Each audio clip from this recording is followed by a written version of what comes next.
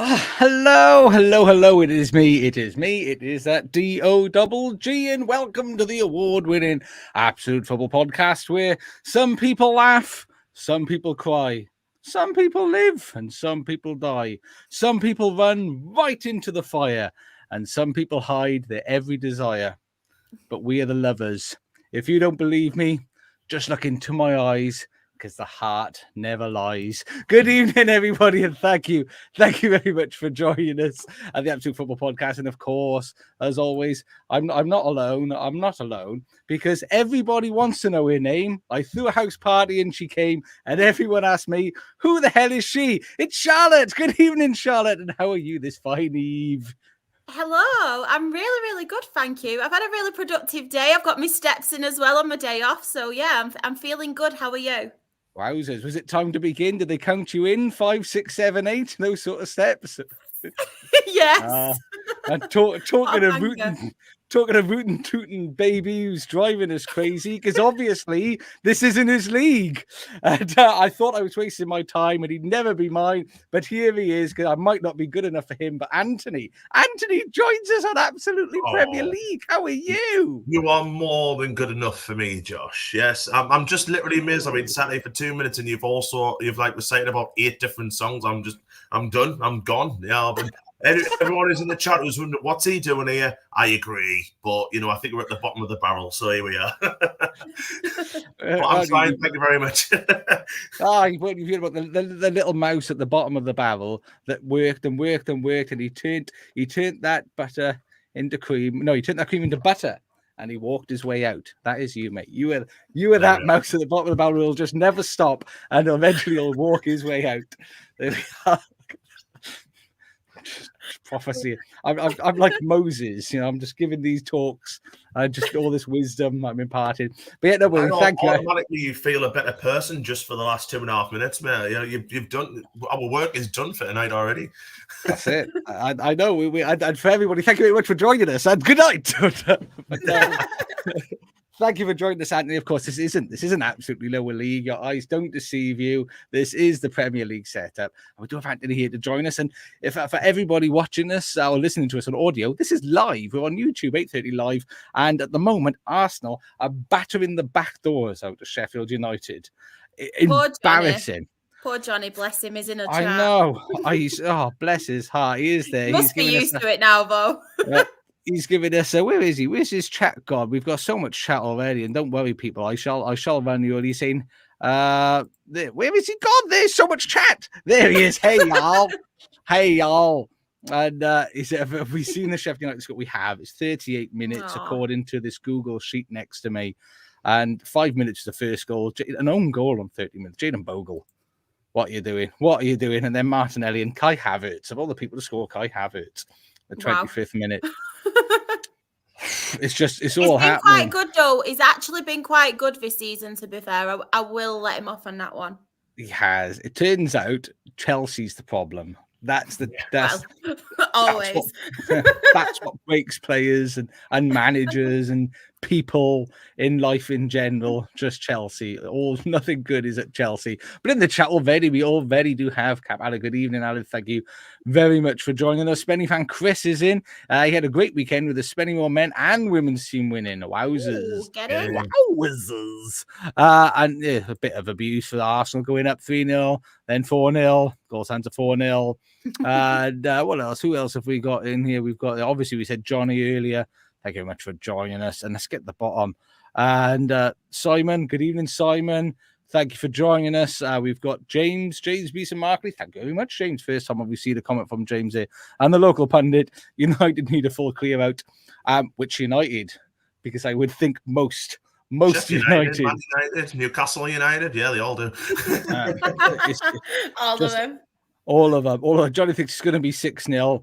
I wouldn't be surprised. If they don't go for double digits, I would be surprised. You would take 6-0 now, wouldn't you? If you're a Sheffield United fan. Yeah. I mean, the first question is why are you still there? Second one would be you would take 6, to be fair. Saka hasn't scored yet, has he? Saka's due one. It must be heartbreaking as well. Incidentally, James in the chat, he's a Leicester City fan. Oh, mine is on Thursday. We've got Leicester tomorrow. That's going to be fun. Well, absolutely no. Don't join us on Thursday, Ben. No. Please I'm not joining on Thursday. Join them Thursday 8:30. The Rowdy Rabble as they cover all the lower league there.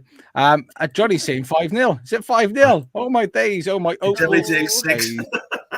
We want 6. We want 6. Declan Rice apparently scored. Do you know what? Genuinely, if it hits 10, I wouldn't be surprised. We could see a record breaker here. Because could you imagine being on that pitch right now? That was just what a dreadful experience being one of the Sheffield United players. Just there, imagine being a goalkeeper. Imagine. Have they got one? I didn't think they were playing with one. Bless him.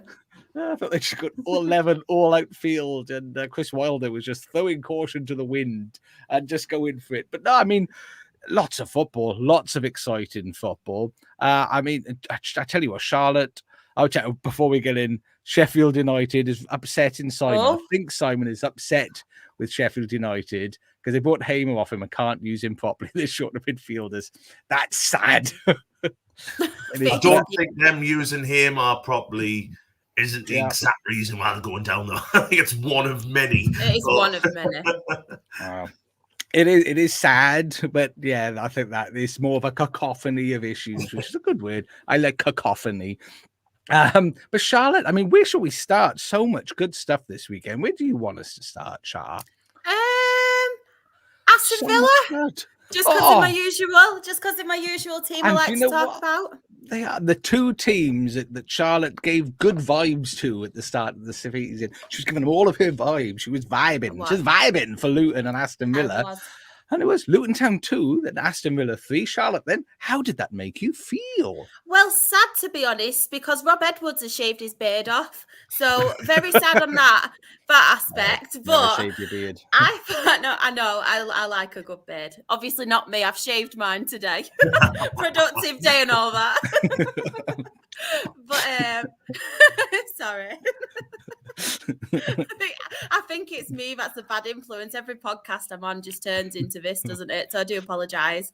But do you know what? I think it was a really good game. I think it was a very exciting game where both teams had chances. But the man at the minute, Ollie Watkins, I mean, what a guy, what a player. I think it's 5 goals now in his last 3 games, I think he's the second highest goal scorer in the league, something like that.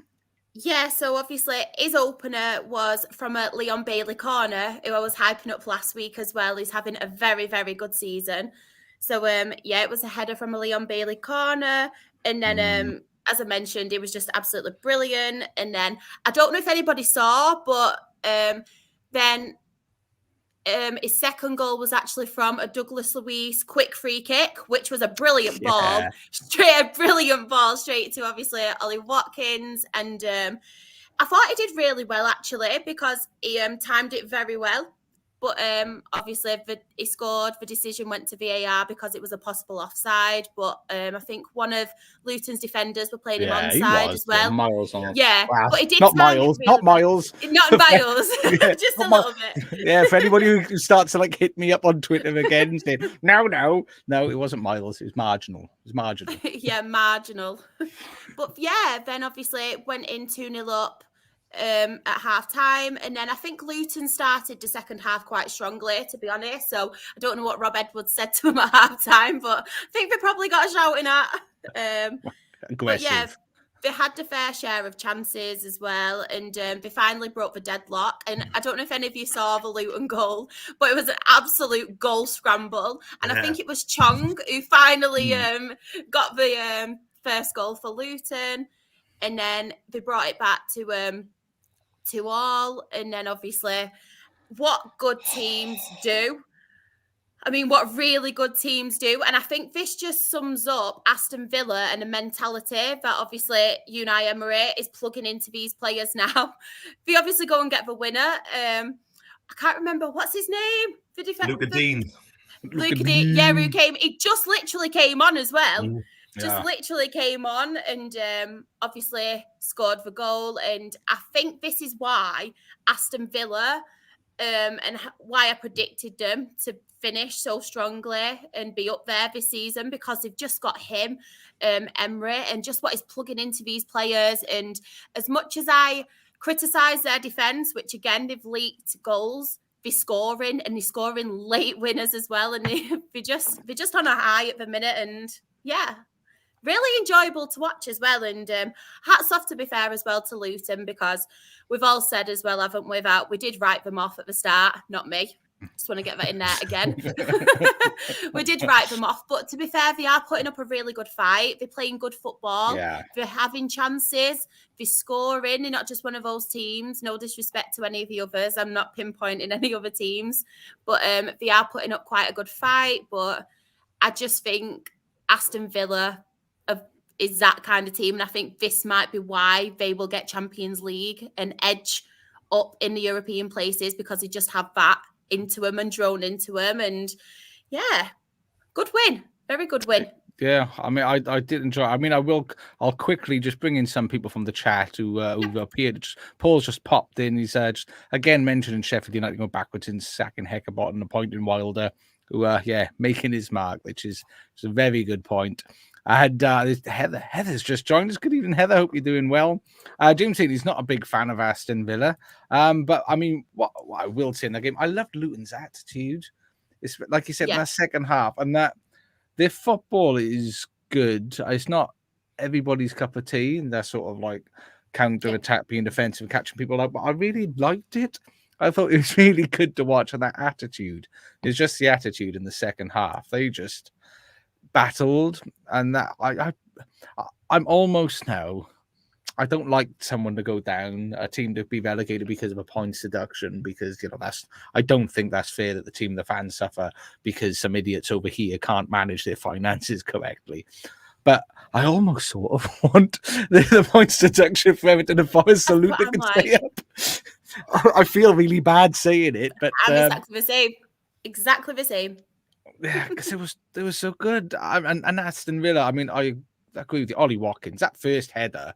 Got to think he's massively in the contention to start for England, isn't he? I know, like, obviously Harry Kane's gone to Germany and it's not really worked out for him, has it? Like that they're not playing really well, but Watkins is just banging him in, isn't he? And considering, he was playing championship football 5 years ago, it's been a hell of a rise. Yeah. He's done so well.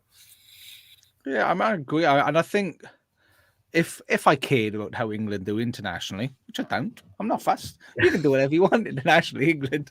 But I mean, what I would say, at least you've got backup for Harry Kane, because I mean, Harry Kane, he's still banging the goals. I think he's something now like 28 or 29 goals in 25 appearances. But remember who we've got as manager, though. He'll probably bring someone out of retirement instead of picking them. That's a problem. He'll bring Heskey out of retirement, knowing Southgate. Well, you've been seeing Ollie Watkins' performances. You've been seeing Phil Foden's, and you'll still end up with like Henderson, Marcus Rashford. That's gonna be a team. But I mean, yeah, they played well. It was exciting to see. I mean, and something Shawnee has joined us, and he's made a very valid point in the chat.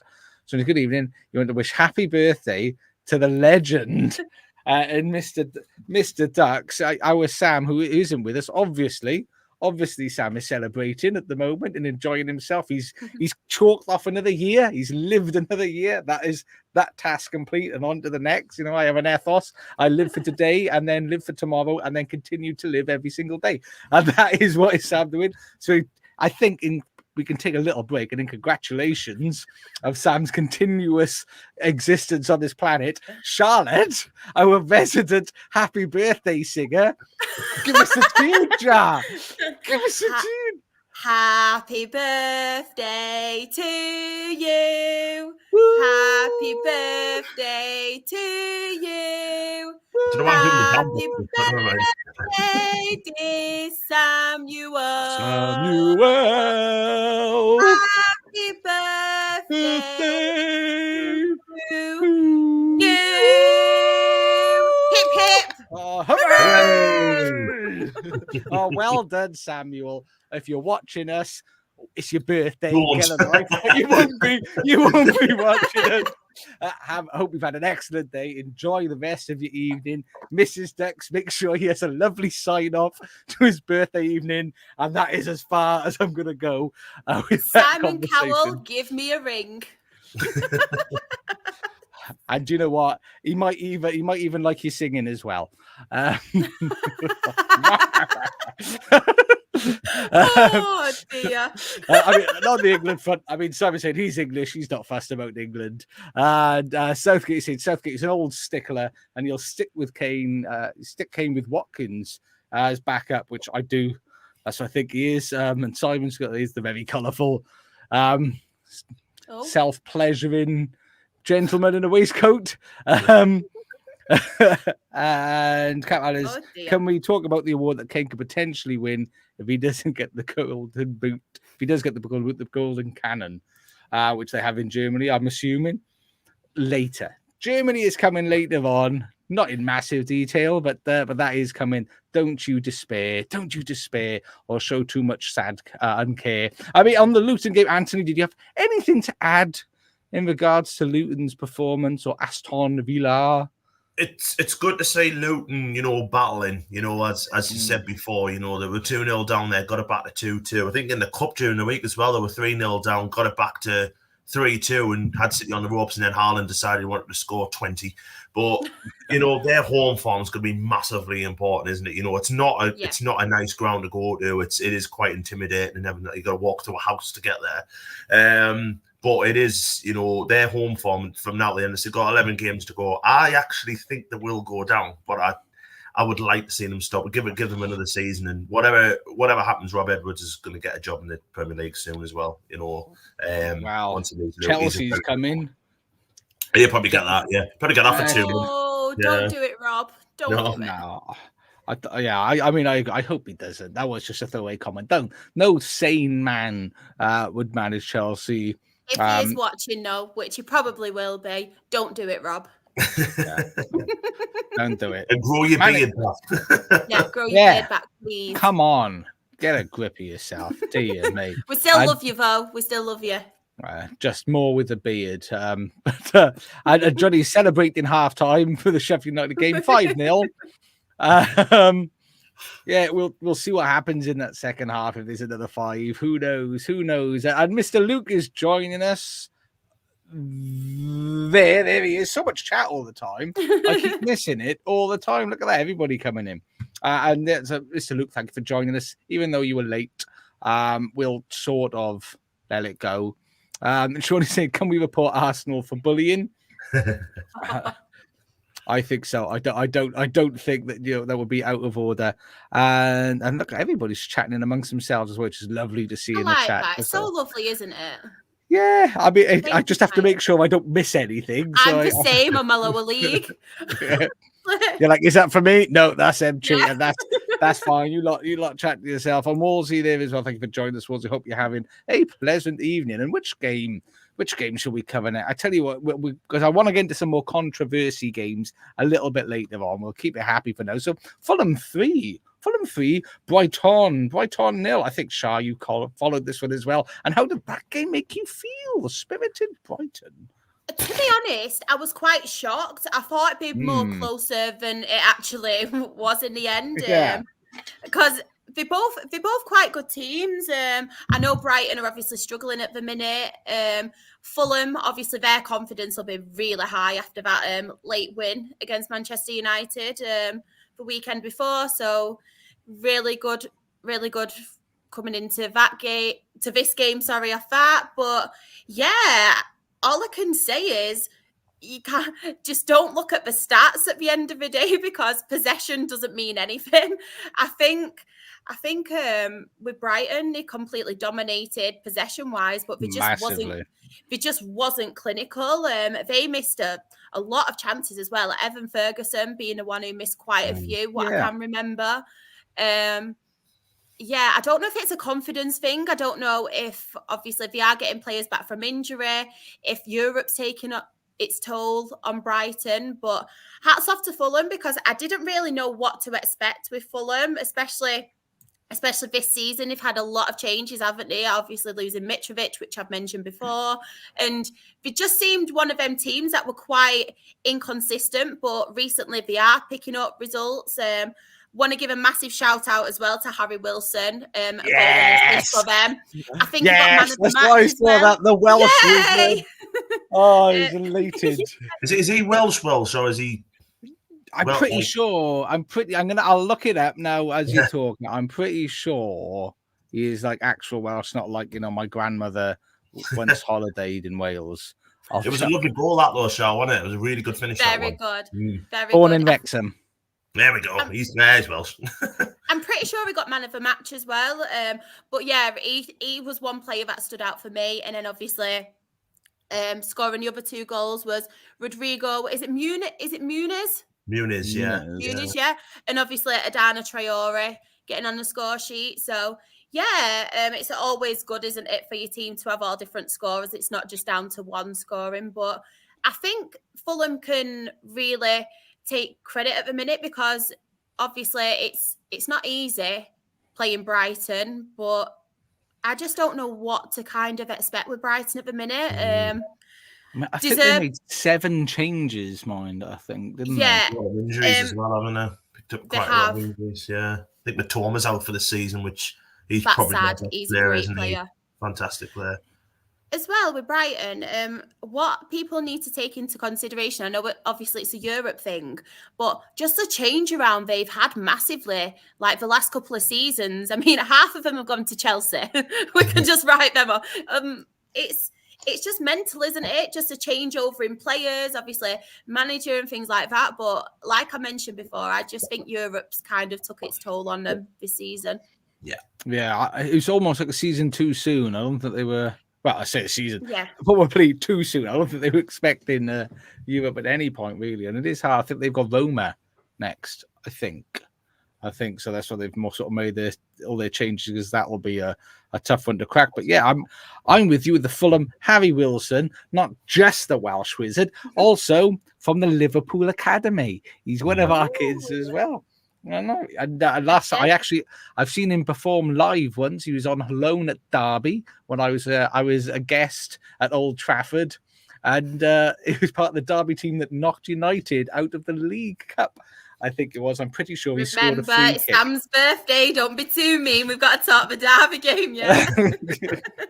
Yeah. I didn't perform live. I thought he was doing stand-up or something. Imagine. He's a man of many talents as well, Harry. He was a good lad. But I mean, yeah, they played well. I think they were just being clinical. I agree with you. I think Brighton suffered a lot with a lot of changes. And Heather's saying they're missing Matoma and their other key players as well. I'm really sorry. Do you think as well, like from our point of view now, we kind of, because of how much they have overachieved recently, Brighton, we're kind of expecting the same each season, and maybe like we need to not kind of expect that. I agree. I think it's difficult to manage that sort of team to that level consistently. Especially, like you said, they got the European challenge, which exactly. Yeah, there is with teams like that, if they don't have the depth, when the likes of Matoma's injured, and I think João Pedro's got a lot of goals from him as well. I think he's injured as well, isn't he? When they're out, it's quite difficult to replace them. Whereas you look like the top 4 can easily do that, can't they? Whereas a team like Brighton, you need that squad depth. You need to be a little bit more lucky with injuries. But I think in the next couple of years, because what they do is buy cheap, sell big, don't they? And they've got a big transfer kit next season because of Caicedo as well. He went for 95 million, didn't he? So I wouldn't worry about him too much this season, and then see what happens next year. They probably could do with a year out of Europe, I think, but we'll see what happens. I think Millie's coming back soon, though. They'll have James Milner back from injury soon, and it'll all just come together then. It'll just knit in with the man beast, the sexual monster that is James Milner. I think Peter's concurring. The thing about Brighton is a combo of Europe, lack of squad depth, not clinical enough, and opposition of sussed out De Zerbi's tactics with his pressing and quick transitions. Yeah, maybe. I mean, and again, that's what I'm not one for him for Liverpool. You're all right, thanks, mate. You You chill out at Brighton. Chelsea. Try Chelsea. That works really well. That transition. Oh, then Poch can go to you, can't he, Josh? Oh, that's cute. Talk about frying pan and fire. Sweet baby Jane and the orphans. You know what? Well, the last manager who left Brighton for Chelsea lasted a while, didn't he? So he might as well go there, won't he? I'm just checking now. Is something we've got because Heather's just saying Rice and Saka. I don't think Saka's scored to my knowledge unless something has happened. I think it's still He 5. set Rice's goal up, I think. I will be fuming if Saka doesn't score a goal because I've got him in my fantasy. So if he yeah. doesn't score and he get like 10 goals, that's me done. Mr. Lucas, can someone check it on Lucas? He might be bouncing around his living room like a kid on Christmas. He might be. He might be launching his dog up in the air in excitedness like Michael Jackson with his baby over the balcony. I've got that in my head now, baby. Like a happy. And there's Claire is joining us as well. God, I'm not man enough to handle Claire on the panel this evening. Otherwise, she would have been up here as well. I'm just not strong enough. I'm not strong enough to take the league too. She's just so mean. Just so unnecessary. Right. Premier League football. You big bully. What else? What was a non-contentious game? Because there wasn't a lot of them. I mean, yes. Everton, I West Ham. was just going to say. I know. I was literally going to say. Everton 1. West Ham United 3. David Moyes was certainly happy. But Shah, how did that make you feel? I didn't really I sound like a stuck record, but I didn't really know what to expect from this game either because we've seen Everton perform this season. Obviously, they're not as much in it now since they've had the points put back on. Like that happens. And then obviously we've seen from West Ham as well. They can really perform. They've got the players. Paqueta's back as well, but they've been inconsistent as of late. But I think with this game as well, from the highlights that I did see, I think Everton really did play well. They had a lot of chances as well, but they just weren't clinical enough. And Mr. Cowley, didn't they? Wow, Beto. But Aviola, which I'm sure he's is a in my fantasy team. Whoop whoop. Loads of people I noticed. I was like, why'd you put him in for? He saves a bloody penalty. Cheap option. What a game! 11 shots on target they had. I think the XG was like something. I think the XG at the end of the game was something like 2.9 to 1.56, something along those lines. I'm trying to see if I've got it written, but I'm sure that's what it was. And he had a storm. He was like saving everything. He was like, come on, bitches. Just give it a go. Yeah, he did. It was a really good save, obviously, from the Beto penalty. I think, did it come from, was it Zuma who handballed it? Yes. Yeah. Oh, I think it was. Properly handballed it as well. That was a... Yeah, he did. It was well away from his body, wasn't it, his arm for this one. So nobody could argue that one. But... and then obviously it missed a penalty, but then he did go and obviously redeem himself by scoring Everton's goal. But then West Ham, they just Souček's goal. Did you see that? That was a peach. I think was it Zuma who actually scored from the corner? First goal. He got the equaliser. Yeah. He scored from the corner, then obviously Souček. And then I've mentioned this about West Ham before. They sit back a lot, but they can hit you on the counter-attack. And the third goal was honestly like the perfect example of this. But yeah, I just think with Everton at the minute, they are creating chances. But this is kind of what you get when you're down there near the relegation zone, is where you can get the chances and stuff, but you do have to take them and you do have to score. But I just don't think, apart from obviously we've seen Beto score today, I don't think they have got that clinical striker or that clinical player who can score them goals, because obviously Calvert-Lewin is very injury prone. I know Jack hasn't scored in like 20 games. No. Jack Harrison, obviously, as well, he can create stuff, but he's not scored many this season. And I think these are the kind of games that they should be doing better with Everton. But then again as well, West Ham are a good side. And now they've got Paqueta back as well. It wouldn't surprise me if they did go on a really good run because he's an absolutely phenomenal player. I think Mikel Antonio came on as well, which was quite positive for them because he's been injured. Jared Bowen, obviously, that counter-attack, as I mentioned, for the third goal, he was brilliant, the run that he did, and then he just slotted it through. But, yeah, quite a good game, to be fair, but West Ham did the job. It was that keeping performance. I couldn't get over all the stuff he was keeping out. I mean, I did sort of feel a bit, I think Dominic Calvert-Lewin, his confidence is gone, though, isn't it? Yeah. He's just like he's not even cut his hair properly recently. I don't know if you noticed. Well, he's got that. He's let the lower part grow out a little bit. You know, I notice things like this because I live in a permanent state of hair envy of most of the human beings on planet Earth. But poor Peter. I'm not going to read out Peter's comment. That's just dreadful. That's not for consumption over audio platform. You big bully. But yeah, it was. I just feel sorry for Everton and for Sean Dyche because I love Dyche.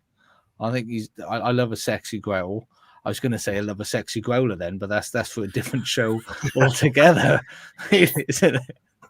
I do feel sorry for in some aspect, and obviously with the points deduction and everything. But I think with this game in particular, they were their own worst enemies because the amount of chances that they did have.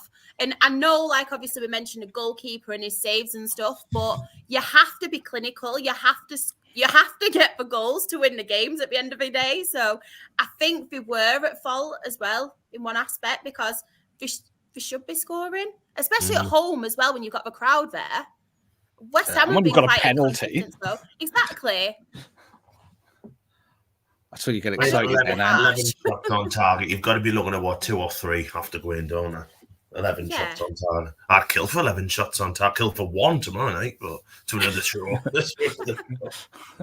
And we've got in the chat. What did I see in the chat? Which about what Heather thought.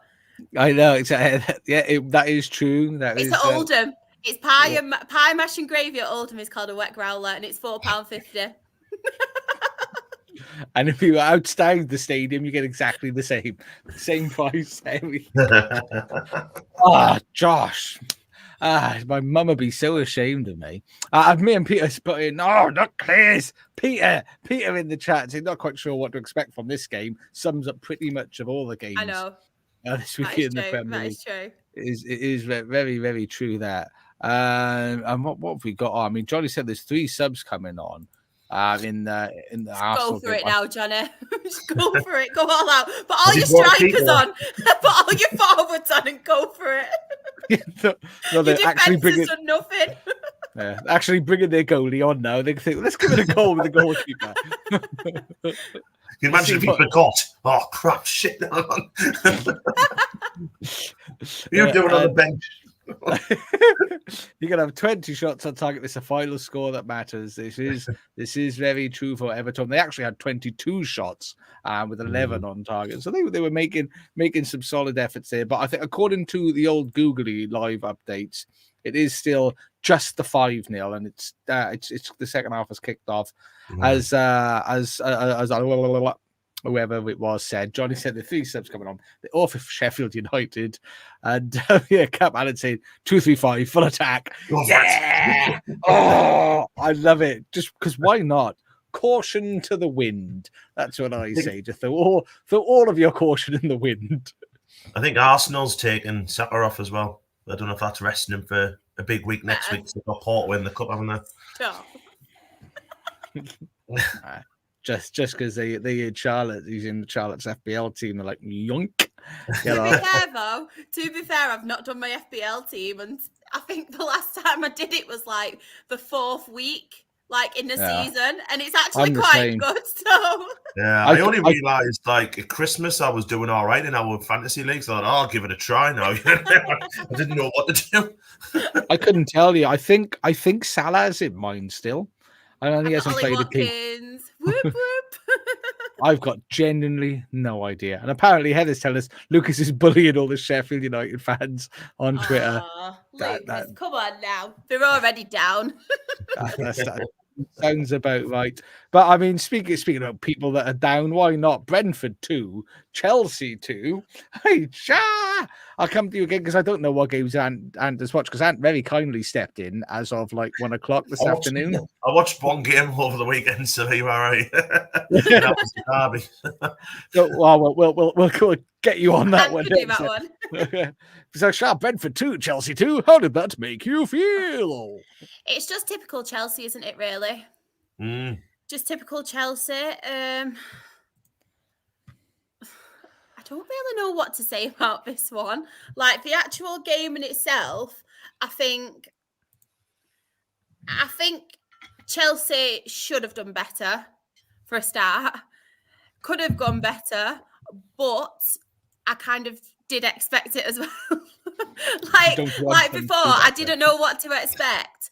I did expect Chelsea to drop points in this one. I think Brentford needed the points as well, because obviously they're struggling, aren't they, this season, Brentford.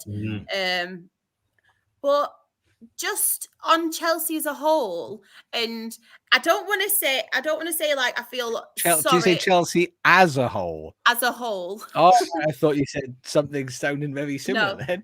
Just Chelsea as a whole, right? Obviously, I don't sympathise with Premier League fans too much, because obviously there's a lot of money involved and stuff.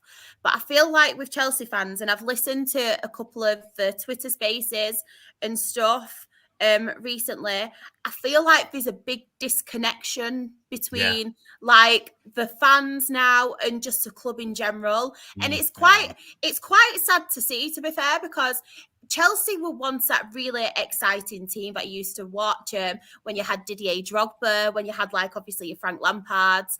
I thought you were going to say Robin. I was going to have PTSD then. All those kind of players. But I just kind of feel for the Chelsea fans for this disconnection, and they don't kind of know what's going on at the club. We've mentioned before with Todd Bowley as well, haven't we? Where we just don't feel like he knows how to run this football club. But yeah, it's quite sad in one way to see the failing and the fall of Chelsea from what they once were. And I don't want to laugh. I don't want to come on here each week and like laugh at them. I hear it now, isn't it? It is, but then, like I said, it was kind of an eye-opener when I listened to these, and I'm actually hearing genuine Chelsea fans like be quite upset about it. And it's they've not lost a lot of arrogance, haven't they, as well? Yeah, it's not necessarily the fact that they're against the manager as such as well, which some of them, like, don't get me wrong, are saying Pochettino isn't the right man for them, and they kind of agree in that aspect. It's just a whole disconnection between the fans and the club as a whole, because I'd be so upset if that happened to my club, and same with you guys as well, if that was the case with yours. And that's what I do find sad about it all with Chelsea. It is. I mean, no matter what you might say about Abramovich and how, you know, he destroyed the foundations of football and all of this jazz, he cared. That was his club, and he ran it really annoyingly well. As an opposition fan, he ran that club annoyingly well, and he did a really good job. He had good people all the way through it. He was hands-off. The stuff that he should be hands-off, he was hands-on. We needed to be hands-on. And, it was... as much as you can feel sorry for Chelsea, you do, and I would. I mean, I get abused a lot by opposition fans on Twitter, but the one thing I have noticed is that sort of like, it's almost like they're sad. Like Chelsea fans are sad about what's going on at the moment, because it's and you don't see where the end is, because that's the worrying thing. They've only just been taken over, so this story doesn't end immediately, and it doesn't look like Bowley's showing no indication of that he's going to suddenly realize, you know what, I'm being a bit of a dickhead. Why don't we actually pretend this is a football club and run it properly? I don't see where that is. I mean, as we pulled up in the Charlie polls, agreeing with you there, Charlotte. And Peter saying, do you think Chelsea's players are lacking in application because they're on some of them on such long contracts? And if you had a normal contract, maybe they're a bit more focused. Do you think that affects them? Maybe. I think as well, I've mentioned it last week, where I don't think, for starters as well, I don't think there's many leaders in Chelsea as a whole. Like back in the day, you had like Ivanovic, you had your John Terry, as much as people might not have liked him, he was a leader, wasn't he? You had them kind of characters. Now you don't really have that. You've got Thiago Silva, but he's coming towards the end of his career as well. You don't really have many leaders. I think it's more of a case of they are very much individuals than a team.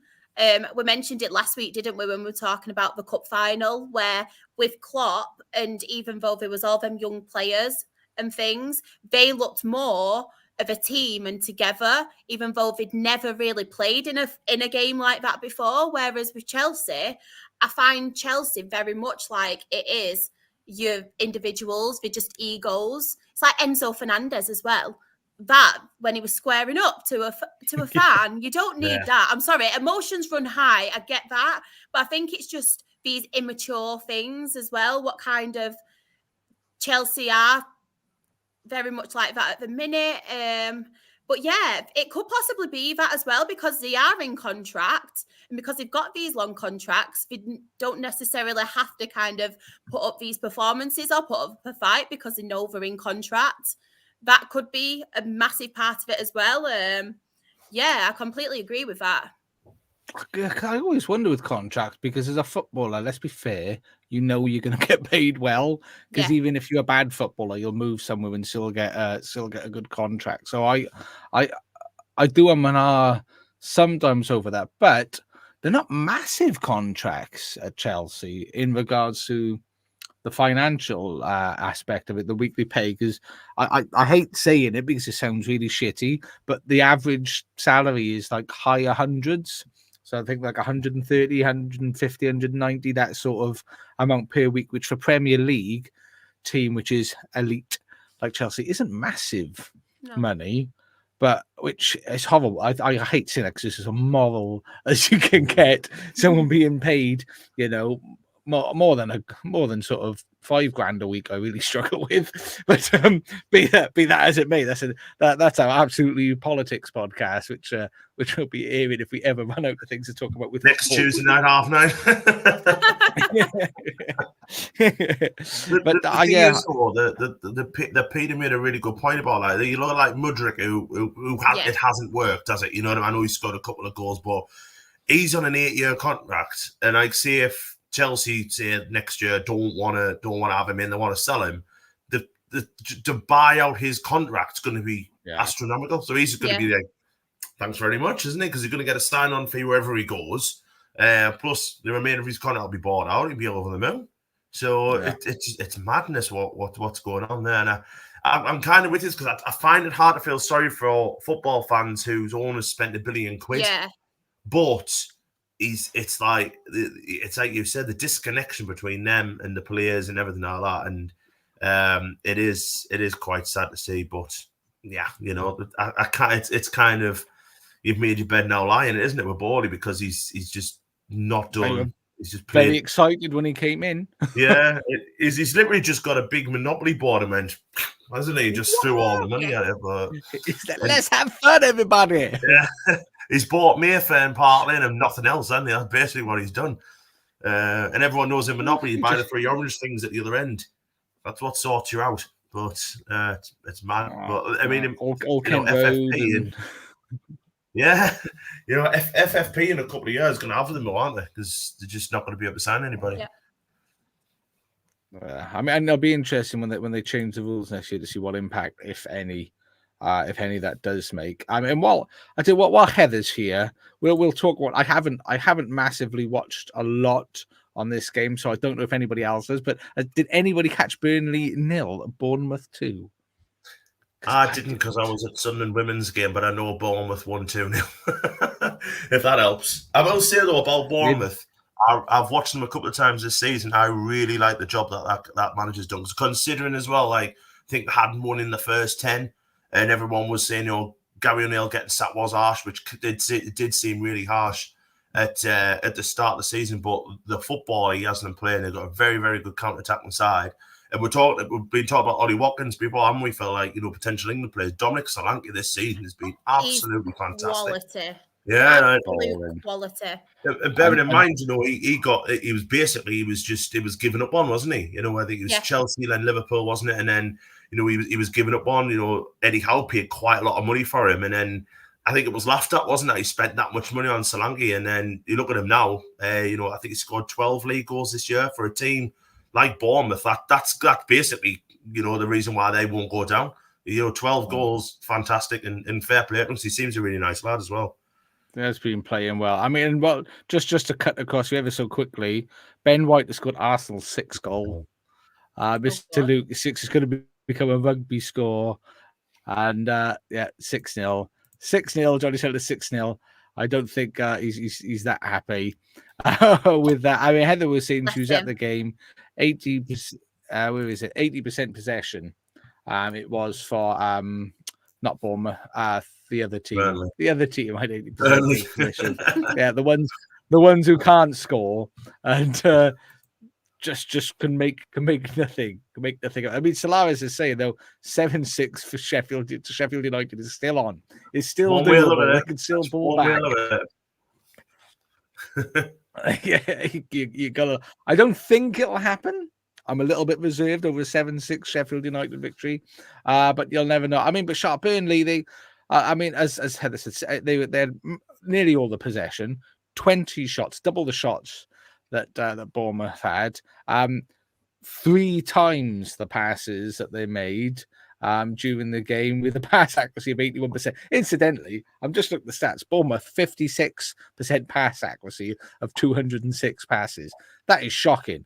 I reckon I could achieve more than 50% pass rate in a Premier League game, and my knees don't allow me to walk upstairs adequately. So that's quite shameful. But I mean, Burnley, is there any saving grace, or are they just done? I think they're done. I think Vincent Kompany needed to change kind of things. I think he's been a bit too stubborn. I know he wants to play this really good football, but it works for some teams. It doesn't work for the others. And I think last season, obviously, they wanted to keep certain players. Obviously, they missed out on them certain players. And I just think this season he's just been far too stubborn. And yeah, it's a shame, really, because to be fair, when I have seen them play, they do try and play some good stuff, but it just doesn't work out for them. And I think you do need to be a bit more like your Luton and stuff, where you have to try and play, you have to adapt, you have to kind of work to your strengths, or kind of do stuff to kind of graft points. But I think with Burnley, I think they are unfortunately dead and buried. And going back down to the Championship. I don't want to sound awful, and I love Dan as well, but at least he'll be on the lower league show with us next season. That'll be fun next year, I haven't done it. I'm gonna have to find.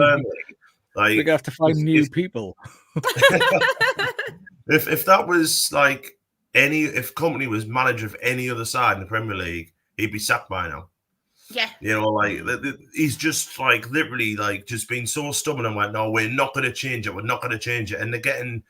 I mean, they had 80% possession or something yesterday and didn't score. So obviously nothing. It's not working, is it? And I know, you mentioned before, Charlotte, they wanted Nathan Teller, and he's gone. He's at Leverkusen or somewhere, isn't he? He's gone, and he's going to win the league. It shows how good he is. But surely you're not throwing all your eggs in one basket. You've got other players that you're going to try and get. It just seemed that they had all these. Thinking to get Teller back, and then he hasn't come back, and they've just kind of panicked really. The fact that he's just literally had nearly 7 months of the season now to really have a plan B, and he hasn't got one.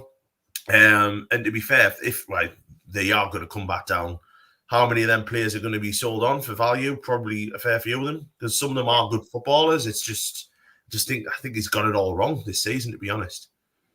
I mean, do you think they keep Kompany if they get relegated? Yeah, I he think did they'll give well him. in the I think Championship. he's earned the right to have probably another shot at it. But I don't know if you're a Burnley. It'd be interesting if you're like, I might give Dan a message actually and just say like, what will happen next year with companies? Is he going to get the first 10 games or something? Because I don't think there'll be any Premier League sides. We mentioned Rob Edwards before. I would think Rob Edwards would walk into another Premier League team. I can't see company doing that, No. because he's just not. He will not like change his tactics at all. It worked last season because they were a cracking side in quite a poor Championship, but yeah, just not worked, has it? Well, it's not seen been done. Scott Parker's name getting flown about there. What a legend! Not as a manager. No. That unfortunately, but we got Kieran in the chat. So good evening, Kieran. And of course, if you want to catch Kieran or Charlotte or Anthony, it's Thursdays 8:30. They're going to be there chatting all things real football, which Premier League below the Premier League, all the real fans. I'll not be chatting much, Josh. Don't worry about that. I mean. Sorry, on was it Simon who mentioned about the managers, like the Lampards, the companies? I will give companies due, to be fair. Like, it did get them promoted and stuff. And as we mentioned, he has shown glimpses that he can be a good manager. So I don't really want to put him in the same bracket like that, as them. And obviously Steven Gerrard's done well in Scotland. Don't get me wrong, but I think with Vincent Kompany and obviously what they did last season, I don't really want to say he's a bad manager. I think he's still obviously learning and he will make mistakes. And I think he's just been stubborn. We don't really know the plan for Burnley as well, whether they had a plan and whether they're giving him time and stuff. But I don't really think he's a bad manager. You can't really compare him to Gerrard either, because they had high-profile jobs, Villa, Chelsea, and everything like that, Rangers, whereas companies had Burnley, and I don't mean to be horrible to Burnley. Burnley's a wonderful football club, but he did all right at Anderlecht as well. Yeah, you've got to have like that kind of. See if he'd failed out, and throwing a name out there. You see if he got the Liverpool job, he won't get it. But see, he got that and failed at Liverpool. You can kind of put him in that bracket, then, can't you? Because he's had a high-profile job, being a wonderful footballer. You can kind of add him into that group. Whereas at the minute, he's had a bad season. Don't get us wrong, but I don't think it kind of outweighs the good he has done at Burnley. You know what I mean? Got them back up and everything like that. I mean, I agree with Salava's comment. Is in a good way his company hasn't been sacked, but not without having done slightly better. I think managers need to be given. And really, you need two full seasons as your minimum, and then your third seasons where you should be judged. You think as well.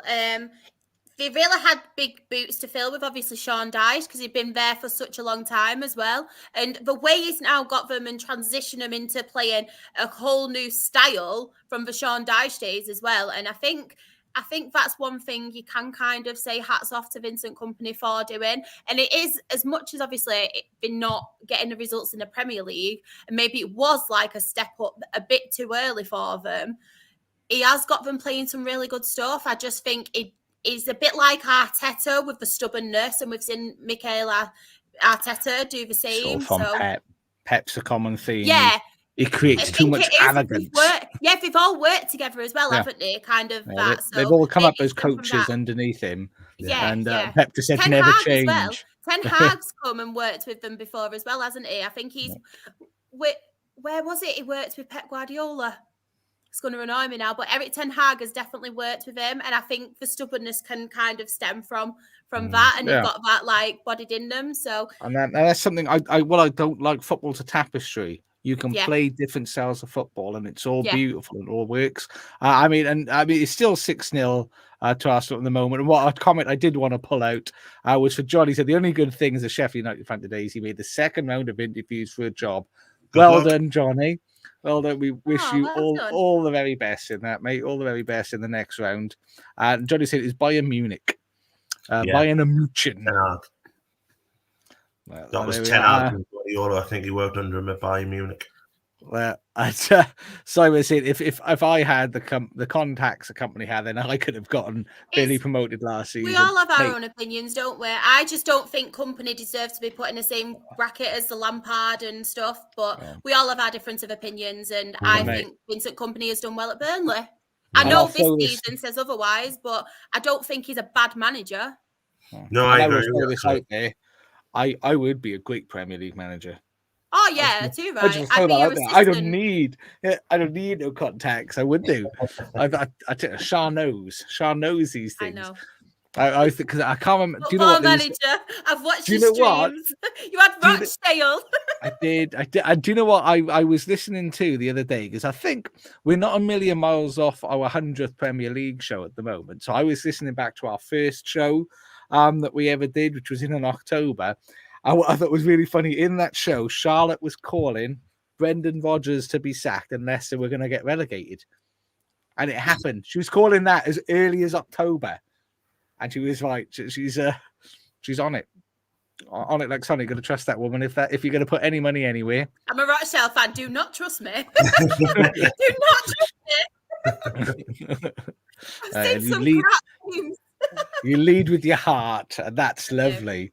I mean, Kevin was saying earlier in the chat, and I've missed it now. He doesn't like to talk to Premier League because Everton upset him. You've missed the upsetting Everton conversation, so you're fine. You don't need to worry there. And he was also saying, company just he changed the style of Burnley, the style of football that used to be associated with Burnley, and he'll be a good manager. He just needed more quality, and yet in a bit more time. So I was saying, Mystic Shah. And I'm getting a look at that. Just get my application in for the Liverpool job. Go on, Josh. We're saying get in there as well. I would do. I'd be in there just to get sacked because the payoff would be marvelous. Go to Chelsea. Oh, it'd be magic. And Lucy in there, Shah knows her stuff. Shah does. Shah knows. I love Lucy. Just trust Shah. Trust Shah all the way. And which. There's I think there's just the two more games I think that we were going to talk about. The Derby and the Liverpool Forest game. Oh, we've got a Spurs. You wanted to talk Spurs, didn't you, Charlotte? Do you want to do it? Do you want to do some Spurs? Yeah, Spurs winning at football. Spurs 3. Crystal Palace 1, inflicting the first loss of Crystal Palace's new manager, whose name I cannot pronounce. Sounds a bit like Jean-Paul Gaultier or something, I think. We'll call him that. Sean Paul. And not only did Spurs win a game, but Timo Werner scored a goal. Charlotte, how did that make you feel? Do you know what, though? I will start with Crystal Palace. They actually really did start off very strong, and he has got them. He's got them playing some really good stuff. Sorry, my throat. Sorry about that. He's got them playing some really good stuff. But it kind of set them up a bit like Roy Hodgson at the start of this game, defensively. And it really did work at first. And then I wanted to kind of defend Werner as well, because as much as we make fun of him, from what I've seen, he was a very busy player. He was very he had his chances. It was quite dangerous as well in the position. So I do want to kind of defend him as well, because as much as we do laugh at him, as much as we do kind of have our opinions of him, he did have quite a good game. And I do want him to do well, to be fair, because I don't want it to be the case where he was at Chelsea and kind of ruined him. That's what I feel like most clubs, most players, when they go to Chelsea, it happens, doesn't it? Chelsea kills people like a Kai Havertz. Yeah, it's kind of high expectations, isn't it? But I feel like with Big Ange, he can. I can't say his last name. Is it Postecoglou? Postecoglou, isn't it? I feel like with I like calling him Big Ange. He can kind of get the best out of him, and he seems like a really positive guy as well. And he's got them playing some good stuff, Spurs. So I feel like if anyone is going to get the best out of him, it will be him. He's done it with Richarlison as well. And it is a shame that Richarlison has got injured, because I feel like he was scoring goals and he was kind of putting himself out there a bit, wasn't he? Because we've all had a laugh at him, had a joke about him as well, but he was picking up some kind of form. So that's sad to see. But yeah, I don't know if anyone saw the Eze free kick, but what a great free kick from him. Absolutely. Very good player as well. Very good player. I know he's been linked to Manchester United, hasn't he, as well as and a couple of other teams. But I don't. I got that one quite quick. That's good for me. Do you know what? Do you know what? I'm doing well tonight with these jokes. It's just what you're on fire because I'm dying. But I don't think he'll be at Crystal Palace anyway next season. I think there'll be a lot of clubs after him, and Silva should as well. He's been doing very well. But obviously, it was short-lived that because they just went on and won the game. As we mentioned, Werner scored. I think Romero. He scored as well, yeah. And then obviously Son. I love Son. He was so slow. Did you see how slow his running was? He's getting older now, though, isn't he? He's getting sad, older. Isn't it? It is sad because I do love Son, and yeah, I think they just kind of shown Spurs that they are clinical. And yeah, Son did miss a few chances though, so I will pull him on that one. He shouldn't have been missing the chances that he did miss because obviously he's such a good striker, but we will let him off because he did go and win. But yeah, they definitely did need to win that game, Spurs. But as much as obviously, like I mentioned with Crystal Palace, I don't see them being in much trouble. I think they will obviously come better. You can see like the glimpses of them attacking wise getting better as well. I think they just needed a fresh start, didn't they, away from Roy Hodgson, which was sad because obviously he's such a legend. He's done so much for the game. But yeah, wonderful boy. I know, bless him, and I hope he's okay as well because obviously he's been poorly, hasn't he? But they did need to change massively. Oliver Glasner. Jean-Paul Gault, yeah. That's a better name. Jean-Paul Gault, yeah, Oliver Glasner. It's like you can see where the confusion came from that one. And Simon in the chat said Spurs have been good since Kane left, and Brighton have been pews since he's joined. Coincidence? Maybe he might have taken. Maybe he's lifted the Spurs curse. I forgot to mention as well. I really like Kulusevski. Yeah. I will say about this thing about Kane leaving and Spurs got better, but because got a better manager. Yeah, that is true. I mean, as much as he sounds like the bloke who buys underage children drink from the off license, he's a fantastic manager. He's done so well at Celtic and everything like that, and then he's gone down there and done a wonderful job. So fair play to him. And again, he's one of those ones that he's changed their style. Kane would be on 25 plus goals if he was still there at the minute. Well, I'm glad he's not, because I don't want Spurs to do well. Not because I got anything against Spurs. I just want as little competition at the top of the table as humanly possible. Do you love Big Ange? I don't mind that. He's so friendly, and what I like about him as well is there's been so much negativity towards Spurs and the managers in the past, like Conte ranting and raving, press conferences shouting at them, and I feel like Big Ange is a total opposite. And I'm sorry I keep calling him Big Ange, like he's my friend. Big Angela. He bought you your drink, didn't he, Sha, about 10 years ago? He did. Outside the Offie, and what a legend. That's not true, by the way. A flagon of cider. I know. If any papers get this story, I promise it isn't true. He is not that kind of man. If it's going to be any paper, it'll be like the Sun, because they just talk absolute shit, don't they? Oh, yeah, 100%. Big Ange buys flagons for kids. Saw some podcast on a Monday. What I like.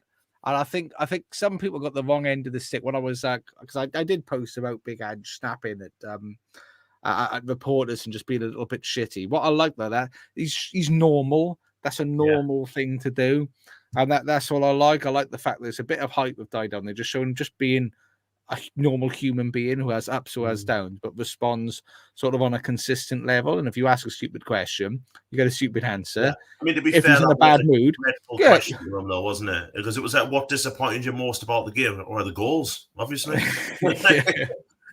I like that. Just being real. Yeah. Can I just add on that as well, though, from the flip side of it, and about these media and news reporters? I don't know if any of you caught the press conferences after the Nottingham Forest Liverpool game, and they were just poking at Nuno, and they were like, "Oh, and what was your thoughts?" And he was like, "I'm not. What were your thoughts on the refereeing?" And he was like, "Oh, I'm not going to comment and stuff because obviously he'll get a fine if he comments as well." So he didn't comment, and they were like, "Oh, I bet you're frustrated. I bet you this. I bet you that." He went, "Yeah, we're frustrated." And I feel like in one respect, it's good to see them, but then in another one, when you've got the media and stuff and the news reporters like probing and poking the bear, they need to stop it because fair play to Nuno. And obviously, I've kind of like took a bit of a disliking recently to him. I loved Nuno, but took a bit of a disliking towards his comments on cup replays. But I think, to be fair to him on that, he handled it really, really well. Because honestly, they were proper, like, how do you feel? This, that, blah, blah, blah. And he was like, no, I'm not commenting about the referee and I'm just frustrated. No, and that's the way it should be. I think Sir Peter in the comments, someone called Big Ange and she don't look like him. But she did get him beer. So it's all in the name. It's all in the name. And who is it? No, well, there we are. Spursy. Spurs just being Spursy. Yeah, and it'd be hard to shake that. I mean, we'll fleetingly, because time's flying past. Newcastle beat Wolves 3-0. Bad day in the office for Wolves. I just felt Bruno Guimaraes. I thought he's too good for Newcastle United, isn't he? That man, he's a bit of a baller. They needed that win as well. They needed that win because they've had a few bad results and stuff. And Eddie Howe, obviously, they definitely did need that win. I will say about, obviously, you all know I'm a Sunderland supporter, so I don't wish anything on Newcastle. But I had a few fans since the Arsenal game say, "Oh, maybe Eddie Howe's took us as far as we can. Have a word with yourselves, seriously, because he has done a bloody amazing job there." You look at Joel Linton, for instance, and he honestly looked as if he couldn't hit a barn door. And he now is one of the best defensive midfielders probably the best defensive midfielder in the league. So there you go. Have a word with yourselves. You think Eddie Howe's outgrew Newcastle? Newcastle's outgrew Eddie Howe. It's an absolutely ridiculous. The injuries they've had as well. Injuries and stuff. And to be fair to them, they've not spent stupid money that they could have spent. Well, they can't, can they? No, that's true. Yeah. I just feel like we do need to give him a break. And I loved his interview as well. I don't know if any of you saw it, but they asked him about his reaction when obviously they drew City again in the cup. And he was like, was he on his way home from a piano lesson or something? And he went, "I nearly crashed my car when I found out that news." Bless him. I love Eddie Howe so much. I mean, Heather in the chat screen, Eddie is king. I mean, and again, managers need at least 2 seasons to get something started, and it's early days. It's an early days project, and I think as well people need to remember who you are within that league. Yeah. Newcastle United are not a top 7 team in the Premier League. They're not. They could be. Well, they will be. Now, they ain't gonna be. Yeah. Can I just ask you a question, Josh, actually, regarding Howe? Would you have him at Liverpool? Considering you look at like the likes of Longstaff, Joel Linton, the players he's got that he hasn't necessarily bought, but he's made better. And he's also brought, you look at Lewis Miley there, and Liverpool have got a lot of young players ready to come up. He might be the right choice to work with. He would scare me. It would only because we are in such a period of uncertainty and we've been so big. This would be like the biggest job that he would have ever done. It'd be a little bit like, for me, and Newcastle fans are going to probably be a bit upset about this, but it is what it is. Suck it up. It'd be a little bit like working at Nissa on the shop corner, and then all of a sudden you're at Harrods. It's that sort of leap. There's a bit of difference between like Nissa and I can't think of the name because I don't shop in the sort of shop. But, this is Costco, Heaven Foods. That's the one. Going from Heaven Foods to Harrods. I think that they're not. That's too. That's you're broadening you're narrowing the gap too much. You got to Heaven Foods is about the limit, and shooting off the Harrods, and that's what I think the difference is, and that's the only thing that would make me a little bit nervous. But I agree with Paul in the chat here. is Eddie Howe Graham Potter is England. Eddie Howe is England. He would be manager. my choice as next England manager. I've got to be honest. Like, I think he's too good for it. Would you have Rob Edwards at Liverpool? I would just as long as he because. had a beard. If he grows his beard, I just have him. Scores, you're not allowed to shave your beard, right? You can have whatever you want. You're not allowed to shave your beard. Yeah, he could just. I'm not as a. He could just be in my vicinity. That's fine. I mean, I spotted him first. yeah. And I think what have we got? Eddie's being compared to an overachievement last season with an not good squad. And I agree with that. And Salava saying Josh is too middle class to shop in this set. That's right. I am far too middle class. Heather as well up there when she said, "I mean, look what I did with us from -17 to the Premier League." Yeah, I think it's a petrol station. I don't know. It could be. And what else have we got here? It's a beautiful man. I'm assuming they're talking to me. I'm a beautiful man. And Emma's making lovely comments in the chat. I don't know. I don't know what she's. I can only assume she's basing that because she's there with her. That's the only way. I think Emma must know that because she's there either procuring services or also delivering the same services. I don't know. Who knows? Who knows? And Peter Lacey is saying as well. It's the level of pressure that they're struggling with, and that's. I agree. It's a different one altogether. Lucy saying it's like a local one-stop shop. The local one-stop shop, man. I thought it was a petrol station. It's not. But there is. I'm just trying to think. We've got through more games than I anticipated. What have we got here? We've got there's two more. I'm never going to think Greg's the same way now. I know. All you're going to be picturing is Emma there with people's mums. It'll be good for my diet. I'll be going. You're on a vegan sausage roll from tomorrow. One way to work it off. There are two games left. I don't know which order we really want to do them in. There's the Derby and Liverpool Nottingham Forest. Should we do Liverpool first and get out of the way? But I mean, I'm happy because it was a bit of a nothing of a game. I'm composing myself. I know. I'm having to hold in a wee. I mean, it was a funny game. I mean, I'm not sure. I mean, did anybody else catch it? I've seen the decision, the big controversial decision. I've seen all that, and obviously it's great to see Darwin back. You know, especially over his overexertions of leaping over Wembley's hurdles last week. I mean, if Uruguay have an Olympic team, Darwin's your man for that 110-meter hurdles in Paris in a few years' time, because that was bloody impressive. But it's great to see him back as well. He's had a fantastic season, man, for you guys, Josh. Considering like last season, he was a little bit of a fun factor. Was he comedic kind of character? He couldn't score goals left, right, and centre. But now the amount of goals he's scored, but like set up as well. I mean, he's probably the first name on the team sheet at the minute, isn't he?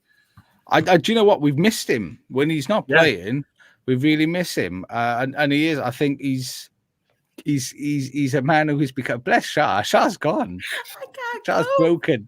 She's been broken this season. Shah's moment all over again, isn't it? Exactly. She's done. She's all done. But Darwin 99 was. I mean, what I liked. And the whole reason. Bless you. Come on, Shah. Get yourself together, woman. This isn't a bloody Thursday. I'm actually crying. The thing is, we can't clip that because that was quite inappropriate. Some of that. So it's not like we can clip and be like, Charlotte's broken again. Look how funny it is. I'm just broken in general. Somebody tried to make dirty innuendos and got bitch slapped by Josh. Sit down. No, can't put that one down. I mean, Mr. Luke said that one is cannot find the net, but a lot of potential. But he is. He's finding the net all the time at the minute. It's at the crucial moments as well with Darwin Núñez, isn't it? He scored. I'm going to get his stats up now because I'm. Oh no, that's 2023. Hang on. He is. I mean, and what? He scored so many goals. I mean, what I like. No, so this is this season, so he's got 14 goals and 11 assists, and that's fantastic. That 11 assists, fantastic return. I mean, and if you look at that, he's not. I doubt starts wise. What's he had? Probably about 15 to 18 starts. If I was to hazard a guess, and that is pure guesswork. That is. It just says 25 appearances in the Premier League. So I don't know how many starts that is. I'm not sure. No, I'm gonna have to again because I don't think it'll be much more than 18. So to get 14 goals, that's sort of doing some. But what I like the most, I mean, the whole reason we sort of set up the podcast is to have like a nice space for people to have nice conversations, you know, not abuse each other unnecessarily, and but to have somewhere where you can have your difference of opinion, and you know, not have somebody verbally abuse you for disagreeing with them. I mean, like before. Yeah, you know. But what I like, what I'm not a fan of is all the sort of comments about you know, sign on and making references to the victim. Because I mean, just for education, I think people that make always the victim references, read up what that actually means, and if you're okay making jokes about people who have died and the impact they have on their families, you know, then that says a lot more about you than anything else. But what I like is, because of the just inappropriate comments the Forest fans were making and the unnecessary jeers, you know, what happened to your shit and you know you are? That used to be an old classic, that was. I used to really like that. You? Whatever happened to who are you? Never everyone sings your shit and you know you are to us still, so don't worry. I used to enjoy that. Your shit and you know you are. Your shit and you know you are. That was really good, and it could go round and it could go round. Peter tell me had 25 in the Premier League, 25 games. I don't know how many starts that is.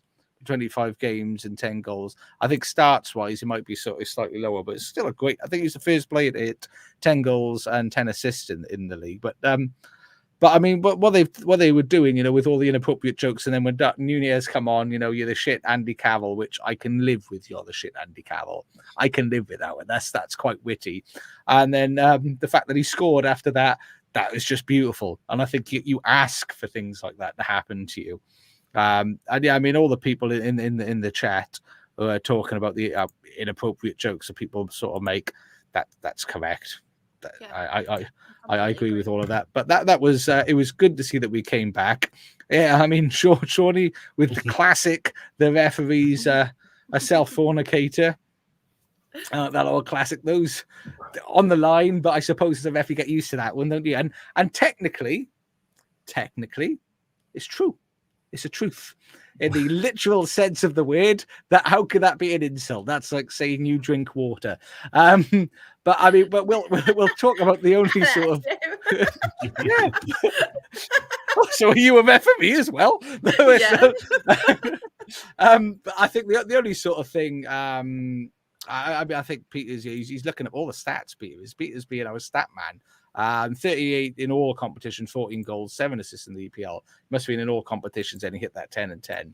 But of course, the only sort of talking points, really, aside from the fact that Liverpool's mentality means that they just keep on going. They don't give up until the very end, which was the opposite to what.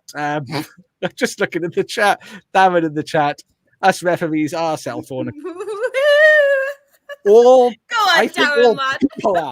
people are in the very literal sense of the word. So I'd take that badge and I would wear it with pride. Don't you worry, sir.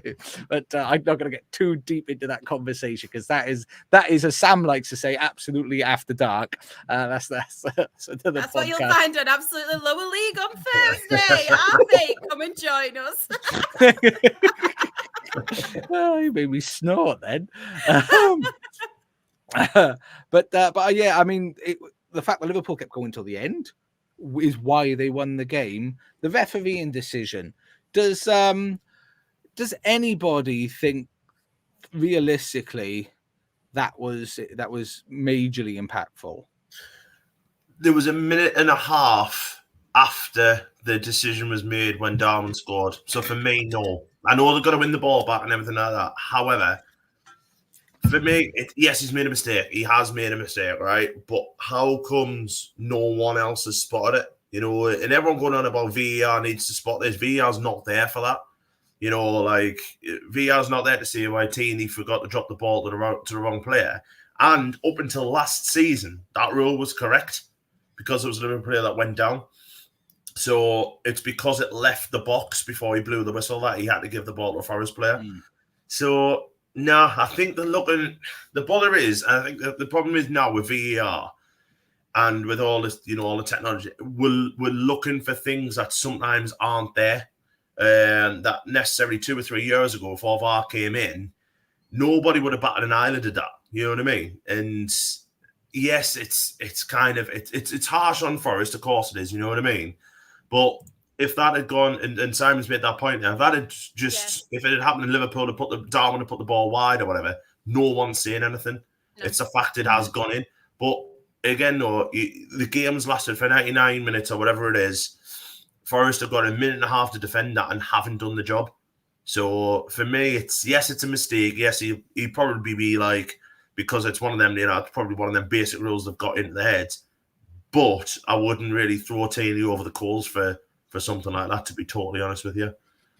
Yeah, there were 2 breaks in play before the actual goal as well. There was a throw in and then a corner. And I think, as I said, it was for me, it was the switch off in concentration in that, they tried to play the ball out from the back. When you're 8 minutes into extra time, and the ball's on that back line, I'm assuming they were probably trying to keep possession to try and play for a counter attack. I'm assuming, but at that stage, you know, you do the old Sammy Hoofier, and if in doubt, smash it out. Yeah, exactly. And Stephen Robinson he said, you know, but Darwin could be a good player, just needs to be more calm and clinical in front of goal. This is true. He just need to chill his head out. And Peter's saying not spared a chance to clear it out to the stands and he messed it up. And Simon saying Forest have plenty of chances to get something out of the game, so they can't really blame the ref. I was just going to say that fair play to Nottingham Forest, because obviously I thought they made a good account for themselves. I thought they did play really well. I've mentioned it a few times. I think they have got some really good attacking players, some speedy, tricky wingers as well. But I just think the thing is with Nottingham Forest is they just don't take the chances. Elanga, how many did he have as well?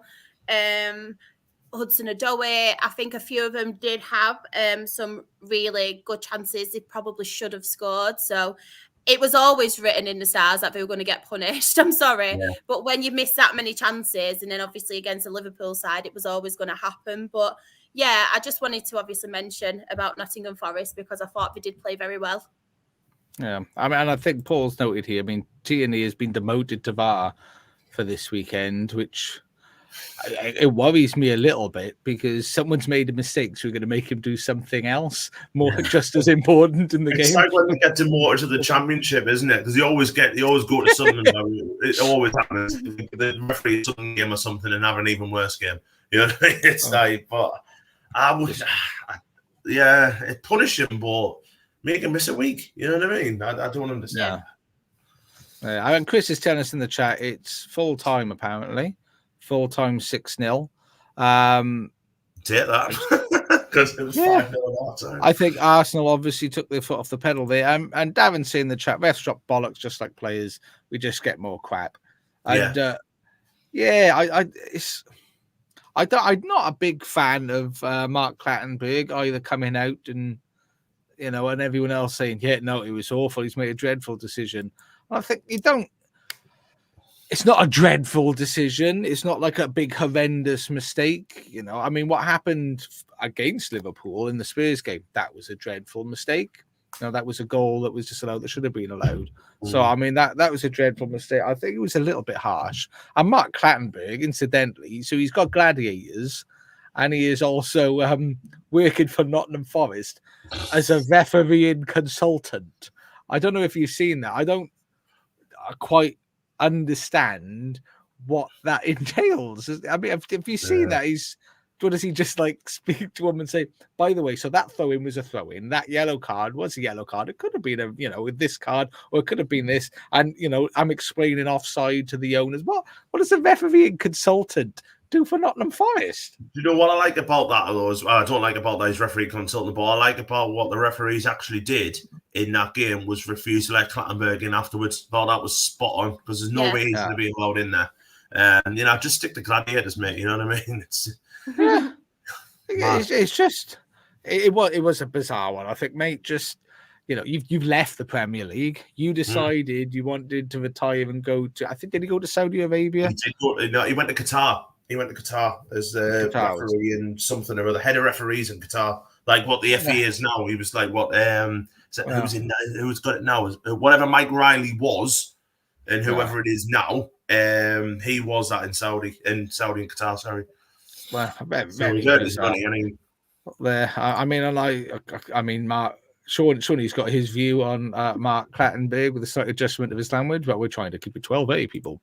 But Stephen Robinson in the chat as well. Forest had a really good chance to beat a below par Liverpool. Yeah, they could have. I think the only nice thing for Liverpool now is I think we're coming to that end of a mega injury crisis. I think Szoboszlai, Nunez, they're going to come back at some point soon. So hopefully we'll get a little bit better. But it was there for Forest to win, and they didn't.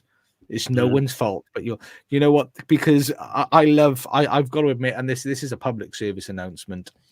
There's no such thing as a refereeing conspiracy or conspiracy involving the FA and the Premier Leagues. They don't care that much about any particular team. There's no financial benefit for them to have any particular team win. They don't care. It makes no impact, zero impact. I tell you where there is a conspiracy, though, in Spain, but we'll get onto that later. We shall. Massive one. But yeah, it's not real. So take your tinfoil hats off, come out of your mother's basement. There's no conspiracy. There's just bad officiating.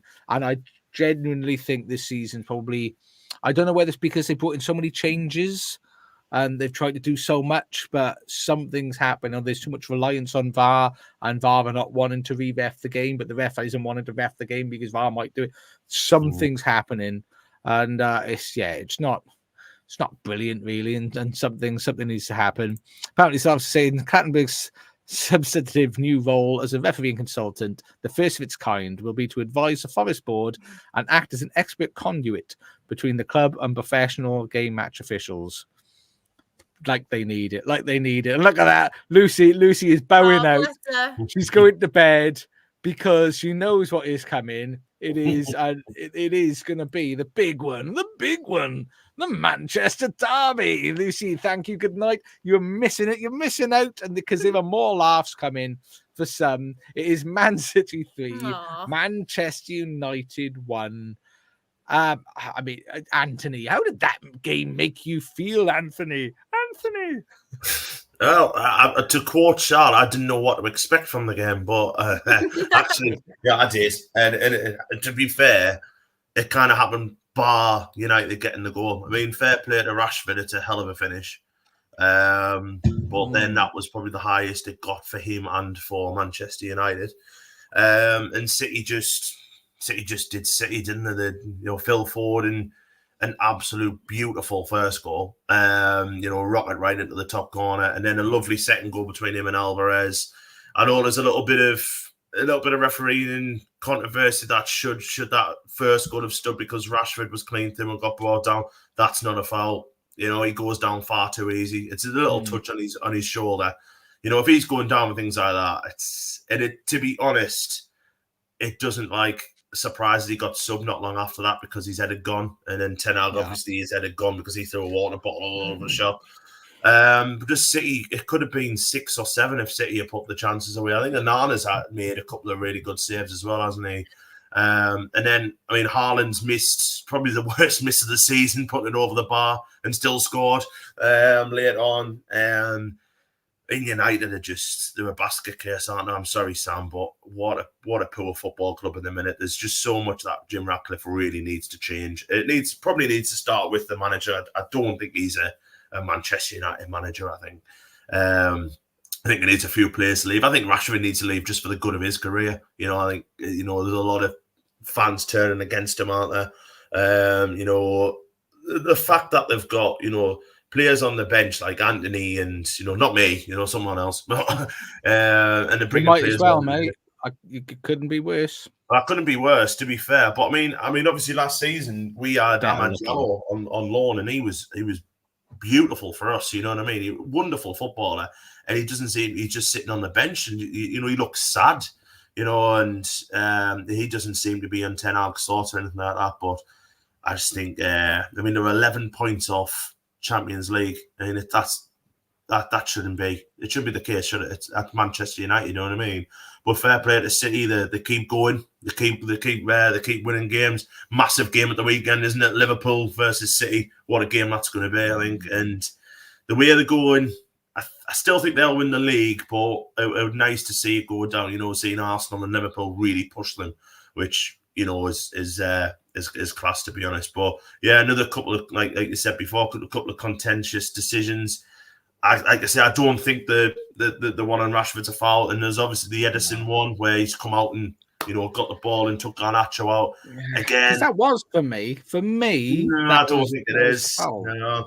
I saw you put that on Twitter before, and I thought, it was like, I can't wait, I'm going to have a conversation about that. I don't think that's a foul. I think he gets the ball and the momentum takes him into the player, but I don't know what you're expecting your goalkeeper to do there, because if he just stands still, Garnacho's got a free rein on goal, or he takes it round him or whatever. He possibly could have gone down his hands, I suppose. But if that's a foul for me, we might as well just stop calling this a contact sport, because it's just a good, strong tackle. I think just the way Garnacho kind of rolls around like a lunatic kind of makes it look worse. But I just don't see that. I don't see those as fouls, to be honest, mate. But I'd be the thing they got from it is because of the angle that he came at him at. The speed that he came at, and with his studs up and showing above where they needed to be to get the ball and the follow through. Yeah, that those things together in today's game, I don't think it should be a foul, but I think the way the game is refereed, it is. It should, if you're going to be consistent with other decisions that are made, it should be classed as a foul, because he wiped him right out. And the angle that he came up, the speed that he came out. You can't argue that he was in control, because I think a reckless challenge is sort of classed as you out of control. If he wanted to pull out and stop, he couldn't. There wouldn't have been any point where he could have stopped that. So it was an out of control challenge. And by today's rules, that's where I think the Rashford one, I'm with you. Rashford just, I think he almost tripped over his own feet, or did that old Harry Kane trick where he stick his foot out and gets caught. That's what annoys me though with Marcus Rashford, right? Because he should have, as soon as that weren't a foul, he should have got back up, chased the ball and started defending. He should have, instead of spitting his dummy out, and this is what frustrates me with Marcus Rashford. And this is why, obviously, it frustrates me, all this, because instead of whinging, it's game on now. You have to get straight back up, track back and defend, but he wouldn't do that. And obviously the goals come from that. So it's led from us, isn't it? Yeah. Exactly. Yeah. If that was any other player, if he would have going right, got back up, started. But I think with him, he's just spat his dummy out and then head gone. And I feel like with him at the minute, it just feels like everyone in the world's against him. And you can't have that attitude at all. You've got to look at that. If that was like kind of on the other foot, and it was, say, Foden doing that, and Foden getting up and complaining and not tracking back and all that, as soon as that goal had gone in, he'd have been off. Pep would have subbed him, because Pep won't stand for that stuff. You know what I mean? Even if you disagree with the decision, which, we can disagree about decisions left, right and centre, you get up and you do your defensive work. Complain about it once the ball goes out of play. Don't just be standing there like a petulant teenager and just be, sat on your ass. You know what I mean? And it's a complete waste of Marcus Rashford's talent, because you know, you looked at the back end of last year since like the World Cup. Rashford was on fire for Man United, and then he's obviously not happy. He obviously doesn't get on with somebody, and probably the manager or whatever. But let your football do the talking. He's scored an absolute rocket of a goal in the same game. You know what I mean? Do stuff like that. Be remembered for that. Don't be remembered for falling over and then, you know, whinging on and costing your team, really. Because ultimately, that's costing the game. You know, that little period of play there, Foden's gone and done what Foden's done. And as soon as City got that goal, they were there and gone, weren't they? You know, you knew they were going to win once that equaliser had gone in. Exactly. I mean, on the I just want to wrap up some of the comments really quickly. I mean, someone saying after the player wins the ball, they do make contact. That is true. That does happen. As I said, for me, it was just the pace. I think if you watch someone like when Van Dijk makes a tackle, I tell you what, it was an Alisson. Alisson came out for I think it was a couple of weeks ago. He came out for a ball, and Virgil van Dijk come out, and he went to go hard to kick it to clear it. And at the last minute, he had to pull himself back and adjust, because if he made contact, he would have sent Virgil into the stands. But so he had control, so he was able to control himself then. And that's where I think that's where the issue is for me at the moment, based on the rules. I just want to check Peter's saying on that one. On a basis, goalkeeper can use all parts of his body.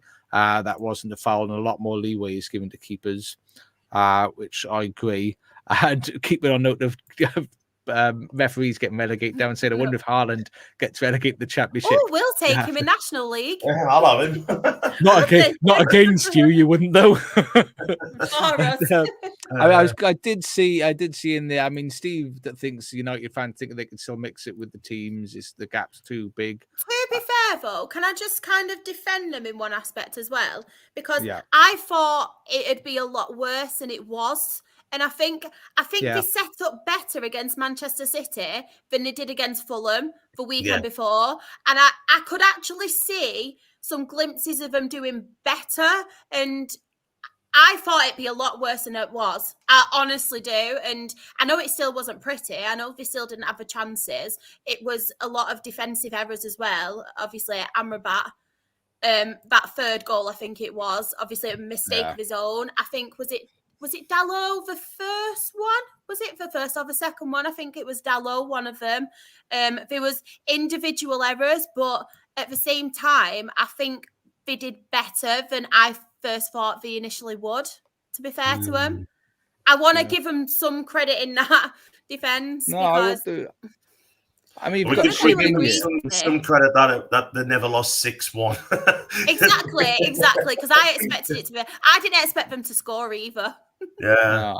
I mean, Shiv's saying as a United fan that Manchester derby had some positive aspects, more so the first half, where we did get in a couple of times, including the goal, but overall it sums up where they are. And I'm with you, Shah. I mean, I thought because I think I expected them to potentially get just smashed to pieces. You see that lineup as well. When you automatically look at them lineups, you think, oh no. And I would have liked to have seen, obviously, he's injured now, but I would have liked to have seen Rasmus Højlund, for them.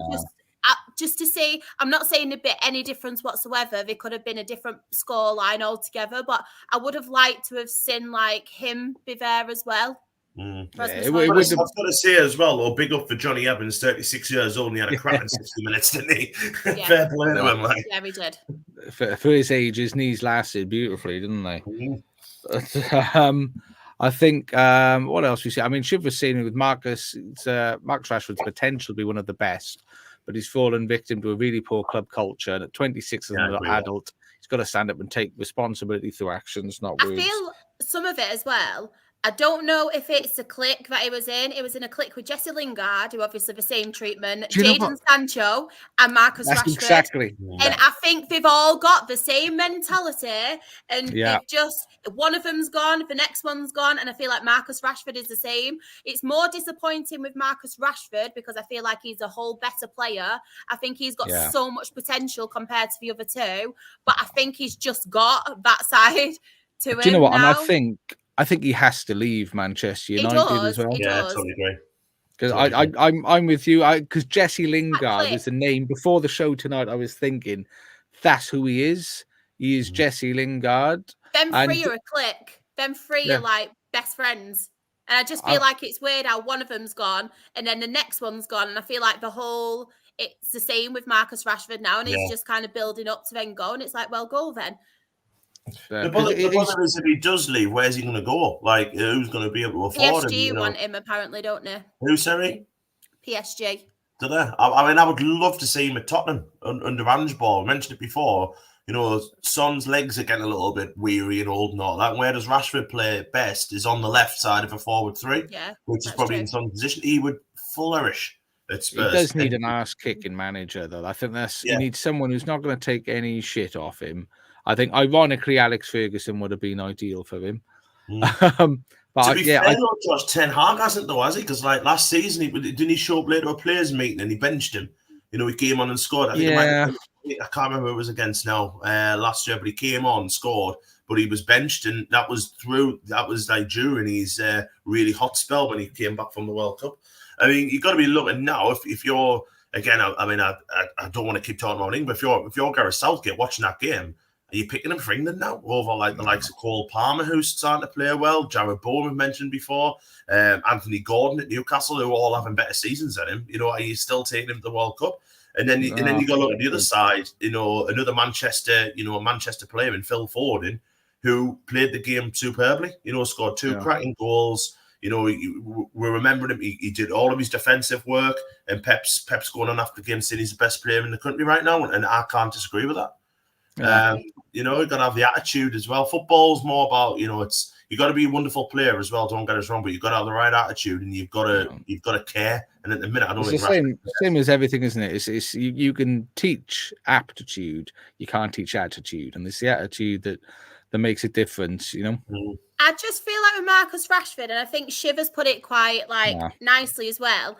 I don't think it's a fact as is a bad person or he doesn't care so much like your Jesse Lingard and your Jadon Sancho. If it'd be better, I just feel like Marcus Rashford's just got this mentality now where he feels like everyone's against him, and he's got that kind of everyone's against me kind of mentality, and he needs to snap out of it.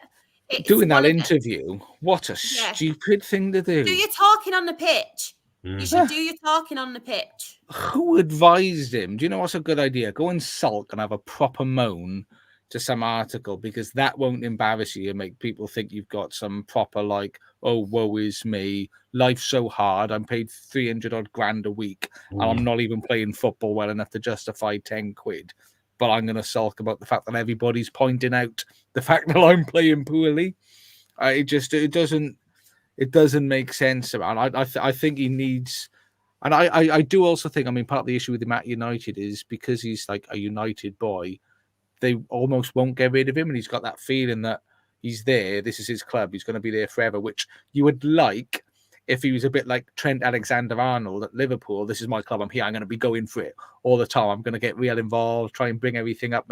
But he doesn't seem to be that. It seems like he's almost like when he does a goal celebration and he's like, oh, heal me or listen or shush and all that. I'm thinking, no, don't do that, because you'll be dreadful and you'll be awful the next game. You've got to consistently build it up, which...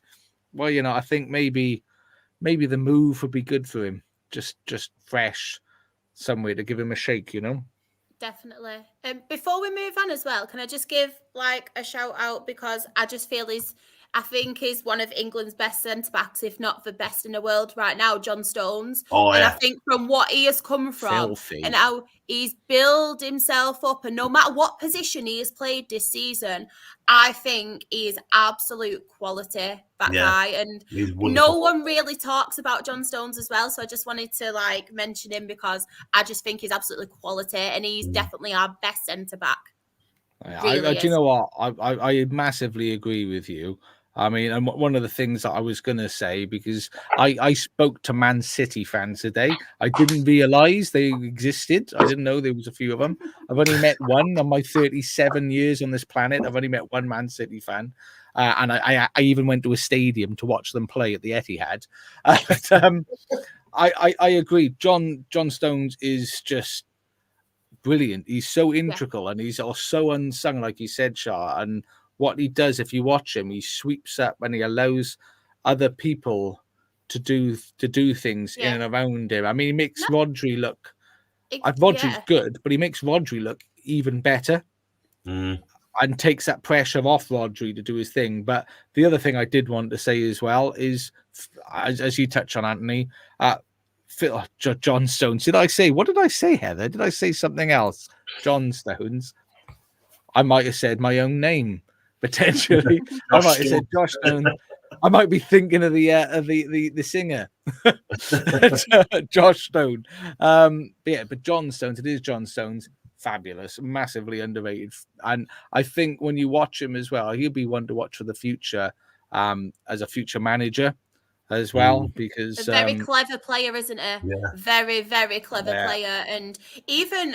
I don't know if it's been this season, but last season as well, Pep Guardiola played him in the midfield role as well. And I feel like every position that he's played, he just reads a game. And those kind of players I absolutely love. Michael Carrick was the same, where they'd be underrated, but they'd be like the one. I love Carrick. I think he's so underrated. And the amount of credit other players got and he didn't get it. And it's like Declan Rice as well. I think he's the same. I think they just read the game so well. And John Stones, I just think he's absolutely brilliant. And do you know what else I like about him? Is that a couple of seasons ago, I can't remember how many because I'm old, but there was a period of time where he started to get a load of grief. He wasn't playing as well. I think Pep dropped him and he wasn't doing as well. And to overcome that and to redevelop and reestablish yourself, that mentality, I think, is massive, is really key, you know?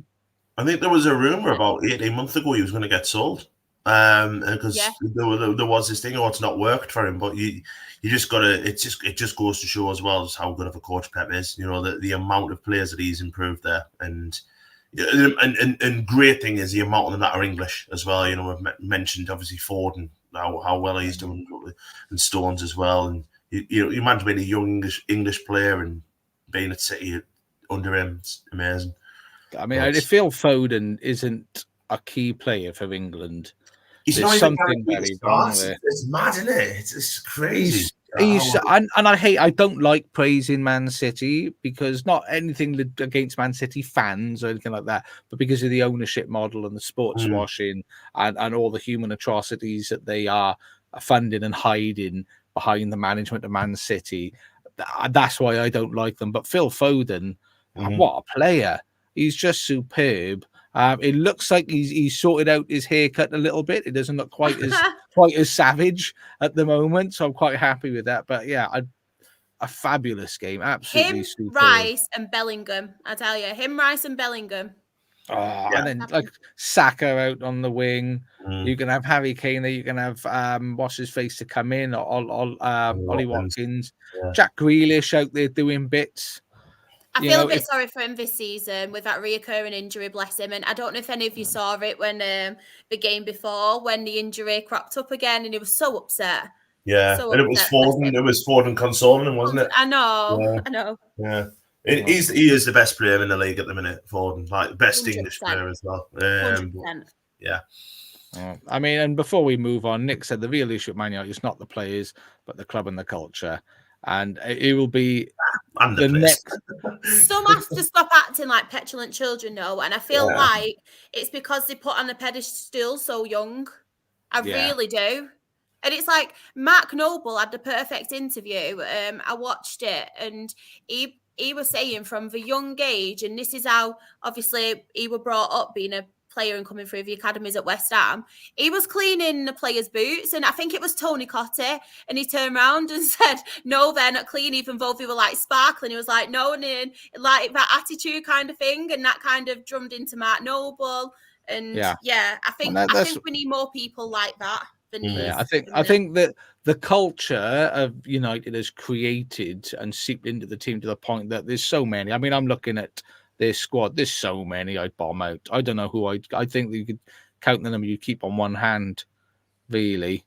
But it is. I mean, I'd Shiv saying just before we went, Ollie Watkins' his movement off the ball reminds me of Cavani. That's a great point. It's a great point, and just reminds me of Cavani. What a beautiful, what a handsome footballer. But let's wrap up. Let's wrap into Europe, and we won't spend masses of time because you lot have been with us for like nearly 2 hours. I bet Ant's thinking, what did I agree to this for? Another hour on lower league. I know. I know. I've not got the stamina. I've not got the stamina that you lower leaguers have. You're probably just getting your second win now. Where I'm like on the wane. Literally, we're only in League One by now. That's on a good day as well. Yeah, to be fair, that's because you go through like 78 games in the championship. Because it's always a double game week. Yeah. But I mean, this is the table as it stands right now, and it is very tight at the top with Liverpool, Man City, and Arsenal all separated. Only there was only 5 points. This was obviously before tonight's game, so now there's like 2 points, 2 points separating the top three. Superb for the neutral as a Liverpool fan, as a nervous Liverpool fan who has supported us since the early 90s. It's horrid. I mean, two big games for City, isn't it? They've got Liverpool and Arsenal next, haven't they? So if they go through those 2 games unbeaten, I think they win the league. But I think the league needs one of Liverpool or Arsenal to beat them, and that would open it right up, wouldn't it? Yeah, we'd be clear at that. To be fair. I gotta be honest, and I know it sounds as a stupid comment to make, but if any 2 teams are going to beat Man City, it would be those 2 teams because I agree with that. The style of the play that they have, plus the quality to back up that style of play, isn't something the City cope well with. So I'm hoping. I mean, Peter's saying in the chat, lightweight, Josh. I'm lightweight. Charlotte and her team are hardcore. They are hardcore. And then you go down to Aston Villa are in 4th, which I'm sure is 4th or 5th was Charlotte's prediction for Aston Villa. It's either 4th or 5th. Was it 5th? Let me have a quick look. Let me have a look. I'm not telling you the rest of my predictions though, because they're awful. 5th. 5th. Damn sight better prediction than my Shrewsbury will go up one. To be fair, I had Man United in 2nd, so that's not good. This is true. But so Spurs are in 5th. Man United are in 6th on 44 points. Their ambitions for the top 4, I think they should be pretty much be thinking that they are done.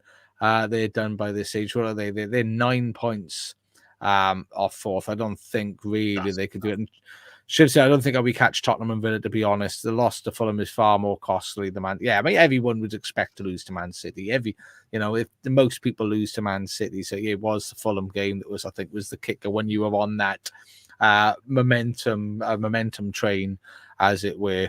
And so then you got West Ham in 7th on 42 points, Newcastle on 8th on 40, Brighton 9th on 39, and Wolves sitting where I think Wolves will probably end up in 10th place. And then Chelsea, I will laugh at Chelsea in 11th position.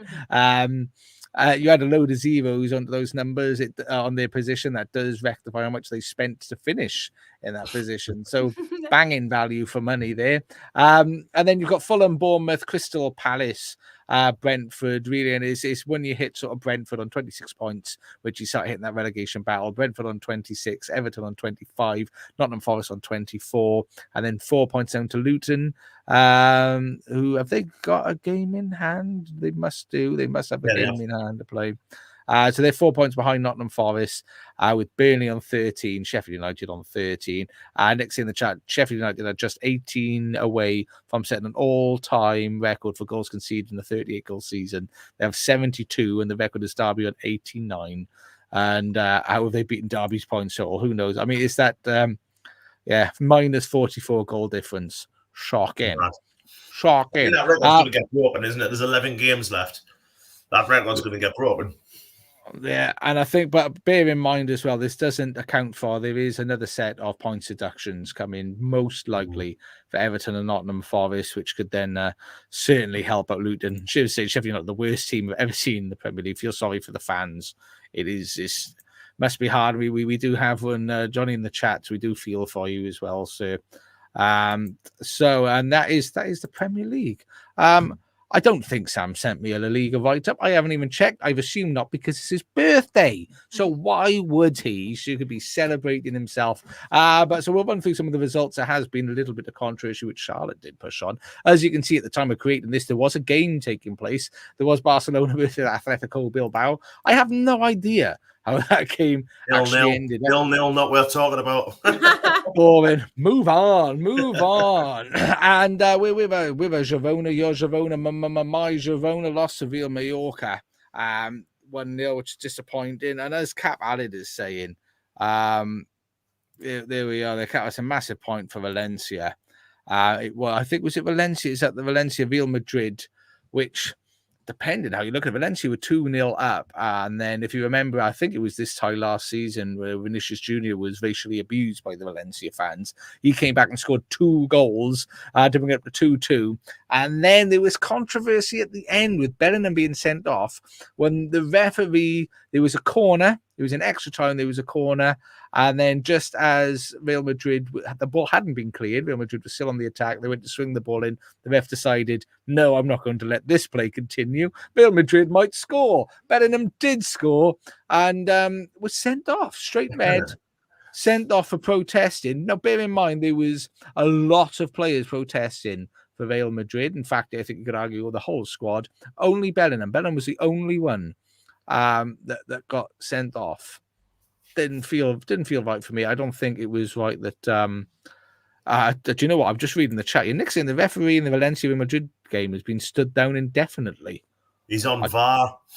Yeah, he's in the championship now. I mean, I don't know how accurate this is, or where Nick puts his sources, but I don't doubt Nick. That wouldn't surprise me. It was a very, very controversial decision there, and but that doesn't really narrow the gap, though, as Real Madrid are still top on 66 points, 7 ahead of Girona, who put in a valiant fight, but seem to be struggling out to keep it all together as they lost. They've now lost 3 out of their last 5. It's not looking fabulous for them. Any other games of note that we can bring over? Sevilla beating Real Sociedad 3-2, but Villarreal beating Granada 5-1. That was exciting. I mean, and I did look up, as you'll notice, Almeria still haven't won. We were wondering, we've been asking for a while. Elche, we thought Elche had some sort of record for the longest period without winning a game. It was actually, I think I looked it up, Elche won a game on like the second week of February. So Almeria now has surpassed Elche's torrid run, 27 games without a victory. 27 games without a victory. It's a woe to be an Almeria fan. That is awfully sad. But it's Real Madrid at the top on 66 points, followed by Girona on 59, Barcelona on 58 still, I'm assuming, after that draw. Atletico Madrid on 55 points. And then Atletico Bilbao, Real Betis, Real Sociedad all competing to get back in the top 4. And then the only real thing of note, as we said, Granada is still in the 19th position. Cadiz, which is in 18th. Any other good names you want to say there, Shah, just to make the people happy? I can't see it. My eyes are so bad. We're going to need to get the Serie A. That's when the real names, names start. Exactly. And before we move on, Peter, I didn't want to neglect Peter. He's talking about how long he followed Liverpool, being a fan of City since 1966. He refused to be confident with the Liverpool and Arsenal games coming up and not all being so close. I mean, fair play to you. You are now like one of the 3rd actual Man City fans that I've conversed with. So congratulations, Peter. And I love the fact they've got fans that have been there that long, supporting the team. And you are the people that I feel for the most when people give you shit, because what are you going to do? You enjoy supporting your club. They're winning you stuff. Love it. Embrace it. I'm sure most of us would love to be in that position. And have to take the abuse. We've won nothing. We've never won anything, so I would. And we'll the next thing we're going to be Serie A, and again we haven't got information on Serie A. Charlotte's favorite. I mean, Shiv, look at that. Shiv is giving us a bit of a write down. Lazio versus Milan on Friday was crazy. The ref lost control of it as the second half went on, and Lazio went down to 10 men. Okafor scored a late header, and then Lazio lost their heads and finished with 8 men. That's a bit. You can write more of our Serie A roundup for each game if you like. You can do every week we cover it. Every week we forget to do most of it, and again, at the top of the table, you do have Inter Milan. Inter Milan are just leading it. They've got it. They've pretty much done this league. 69 points. What are they like? Maths I can't do. 12 points ahead. 12 points ahead of Juventus, who were losing to Napoli at that point. If it continued that way, I don't know. I went to bed. I did the same then went to bed afterwards. But Verona beat Wow 1-0. Empoli lost to Cagliari. And Frosinone versus, who did Frosinone play, Shah? That they drew 1-1 with. Frosinone. Lecce. Oh, they did. They were the one. Frosinone, Lecce. And What is it? Lecce. I think don't I sound know as it. I know, but because I hear you say it a certain way all the time, it's put me off now. I forgot the actual way to say it correctly. Frosinone versus Lecce. Lecce. Lecce. Versus Lecce. And then Atalanta versus Spagbologna. Whoop whoop, Spagball. Spagbologna. Spagbologna. They won against Atalanta 2-1. Look at that. Look at that. Get in. I'm gonna have it for tea tomorrow to celebrate now. Up the Lecce board.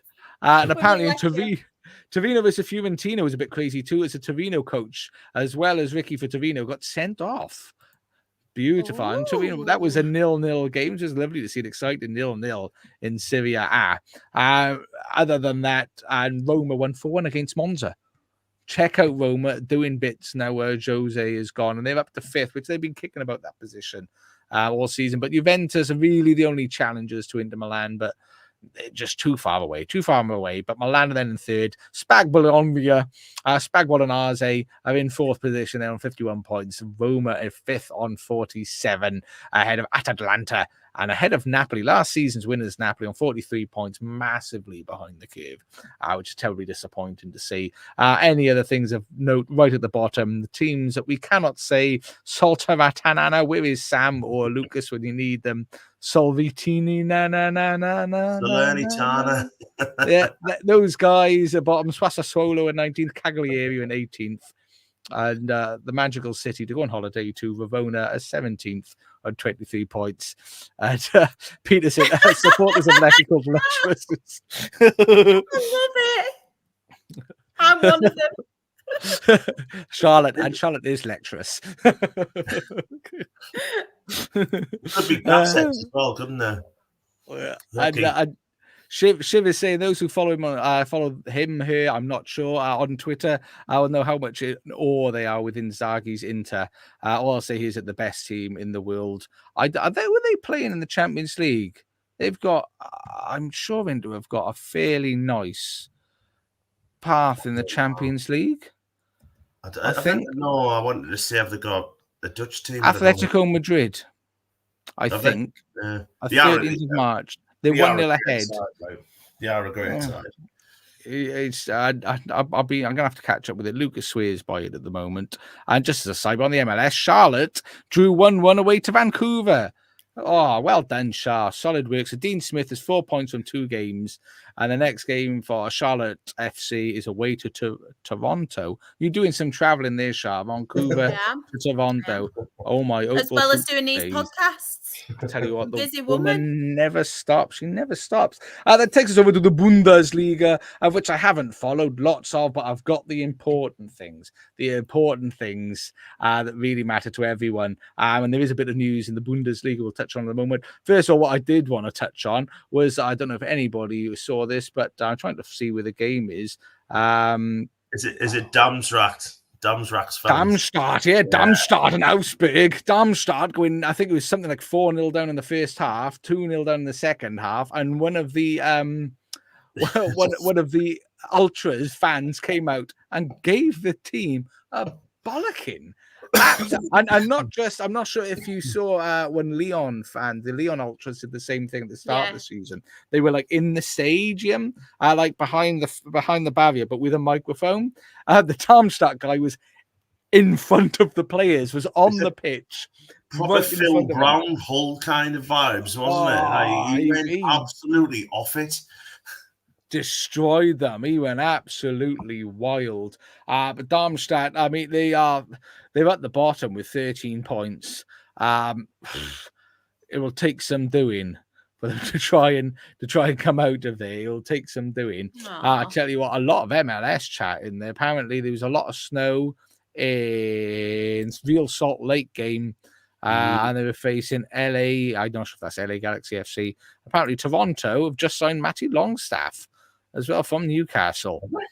Yeah, but we'll let the guys chat through that, because I mean, what everybody wants to know is Bayern Munich. What did Bayern Munich do? Well, Bayern Munich drew 2-2 with Freiburg. They did draw 2-2 with Freiburg, and I think Harry Kane, I think he scored a goal. I can't quite remember, but all I know is that they didn't win. But a game of beautiful goals. Check it out, Musiala scored where he just weaved the ball through like everyone. There was something like 6 players. He just weaved the ball all the way through and scored an absolute pearler. The first game by Freiburg was first goal even was superb. All the goals were superb in that game. Check it out. Watch the highlights on the Bundesliga website or wherever you watch your football goals highlights. Freiburg by Munich, some beautiful goals, but they weren't able to hold on. They drew 2-2. They drew 2-2. Someone who has had some good form as well that was building up was Union Berlin, who lost 2-0 to Borussia Dortmund. But I know that's not the game you wanted me to go to next. The next game is the one, the only, the beautiful, the handsome, the ravenous, the wonderfully attractive Xavi Alonso and his Bayer Leverkusen, again, going unbeaten. In the Rhine derby against Cologne, they won 2-0 with each, I think it was each fullback scoring. Frimpong scored, and I believe the other Grimaldo also scored. Grimaldo's having a season, by the way, so absolutely superb. But that leaves Leverkusen now 10 points clear. 10 points clear. They could be the ones to finally break the stronghold that Bayern Munich have had. I think Bayern Munich, Simon's in the chat, Bayern have won 11 years on the bounce. They've won. Jurgen Klopp was the last manager other than Bayern Munich to win the Bundesliga, and he's been with Liverpool for 8 years. And Peter's telling us in the chat, so Leverkusen now 33 games unbeaten in all competitions. Absolutely superb. But the worrying news is, I'm not sure if you've seen it, broke this evening. Bayern Munich have approached and are in talks with Xavi Alonso as their new manager at the moment, which I got to be honest, dirty. Bayern Munich have a terrible habit of just taking all the best players from their competition in the league and trying to stay on top this way. By the looks of it, they are trying to, what's the right word? They're trying to break Leverkusen before the end of the season. They think, what can we do to try and destabilize? That's the word. They're going to destabilize Leverkusen by potentially trying to get their manager to announce that he's going to be leaving before the season is even concluded. I think it's very dirty. I think it's terribly unprofessional by Bayern Munich. They know Tuchel's stay until the end of the season. They know Xavi's going to be there till the end of the season. Why not wait till the end of the season? Very dirty tactics by Bayern Munich. But hopefully Alonso holds strong, fights a good fight, wins the league, beat Bayern Munich, and then says, no, Munich, not today, as I've been watching Game of Thrones the other day. And what do we say to death? Not today. Not today, Munich. Not today. And so that put the Bundesliga, according to the last Google update that I did when I brought this table down, it leaves Leverkusen top on 64 points, with Bayern Munich 10 points behind, who are 4 points ahead of Stuttgart, who are 6 points ahead of Dortmund, who are 1 point ahead of Leipzig, who are 6 points ahead of Eintracht Frankfurt, who are 4 points ahead of Hoffenheim, who are 3 points ahead of Werder Bremen, who are on the same points as Freiburg, who are 1 point ahead of Augsburg, who are 1 point ahead of Heidenheim, who are 2 points ahead of Mönchengladbach, who are 1 point ahead of Wolfsburg, the same points of Union Berlin, the same points of Bochum, who are currently 8 points ahead of Cologne, who are 1 point ahead of Mainz, who are 3 points ahead of Darmstadt at the bottom of the Bundesliga. And on to the leagues, which, the interesting one. I know there's a goal scorer. There's a goal scorer that Charlotte wants to talk about. What happened in the SPFL? I won't get onto that bit yet, though. I won't get onto that bit yet. That's the exciting bit. So we have got the league where I can pronounce the team names, but I can't pronounce the players' names. Not Celtic. Especially at Celtic. But yeah, I'll start with Dundee 2, Kilmarnock 2. An early own goal from Kilmarnock goalkeeper William Dennis gave Dundee the lead. Marley Watkins equalised in the 35th minute.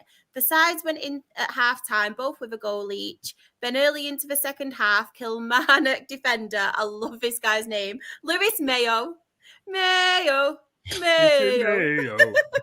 was given a straight red for his foul. Dundee were awarded a penalty, which Luke McCowan converted to put the home side 2-1 up, but it just wasn't enough. Late drama saw Robbie Diaz equalise for Kilmarnock in injury time. Hibs 2, Ross County 0. Goals from Mayolida and Levitt contributed to a Hibs win against Ross County.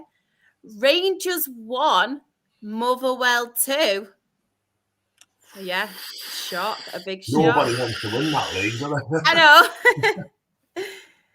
So, Felonius Blair and Dan Casey were the heroes for Motherwell on Saturday. A great win for them. James Tavernier did score a penalty for the home side, but it just wasn't enough, despite dominating the game. A draw for St Johnstone and Livingston, goals from Andrew Shinney and Nicholas Clark. Aberdeen took the lead away at St Mirren thanks to a Conor Barron goal, but injury time heartbreak for Aberdeen when St Mirren scored 2 late injury goals, awarding them with the win. A Mark Hawara penalty in a 90+6 and a 90+7 winner from, I think it's Olisanya, I think he's called. So imagine that, absolute heartbreak. And then a shock result. This is the one we want to be talking about. A shock result on Sunday. Hearts 2, Celtic 0. It was a very eventful game from start to finish. In the 13th minute, Adam Idar missed a penalty for Celtic. 3 minutes after that, midfielder Hyun Jong-yang was sent off. Then it went from bad to worse for Celtic. Hearts were awarded a penalty that midfielder George Grant converted from the spot in the 43rd minute. Then just before half-time, podcast favourite Lauren Shankland bagged a goal, but there's a but. Unfortunately, it was offside. Oh. But do not fear. He did Shankland then is near. eventually get a goal in the second half, and Hearts got the 3 points. Big Shanks. Big Shanks. Big Shanks. Ugly. Oh, love him. So yeah, at the top, despite both teams losing, Rangers are still leading by 2 points. Celtic are in second with 68 points. Hearts are third with 55 points. And then at the bottom, unfortunately, Livingston are still bottom. They have 17 points, and Ross County are just above them, but they are 6 points ahead. And in the chat, Nick is saying, first time the old firm have both lost in the same weekend. Wow! Mental, that's mental. Big Shanks. Big Shanks. Big Shanks. That's it. what we like. Big Shanks rocking it all. And we'll whiz through the next couple of leagues because I am desperate for the toilet and I don't fancy my bladder bruises. But the league with some of the funniest team names that ever devise.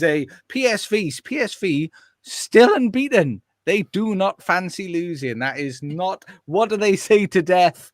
Not today. Not today. They Feyenoord tried. They did try it. It was 2-2. The chasing pack of Feyenoord. They only managed a 2-2 draw. And any other interesting names? Go ahead, Eagles against Warwick. Warwick lost 1-0. Warwick. And then Vettive on him. 1-2 against Torrente. And in the chat, Big Lamb Shanks. Yes. And the game on Friday, Volendam 2, FC Nijmegen 5-2 to Nijmegen. Any other funny names you like to say? Achzed Achma. Drew 1-1 with Volendam. I don't know why I say it in such a German accent. It's Holland. Oh, it's not Holland. Sorry, that doesn't exist. It's the Netherlands. And Fortuna... we need to be careful. I always pronounce the H that isn't there. Fortuna Sittard beat Excelsior 5-2.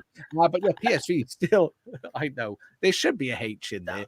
But PSV, I wish there was.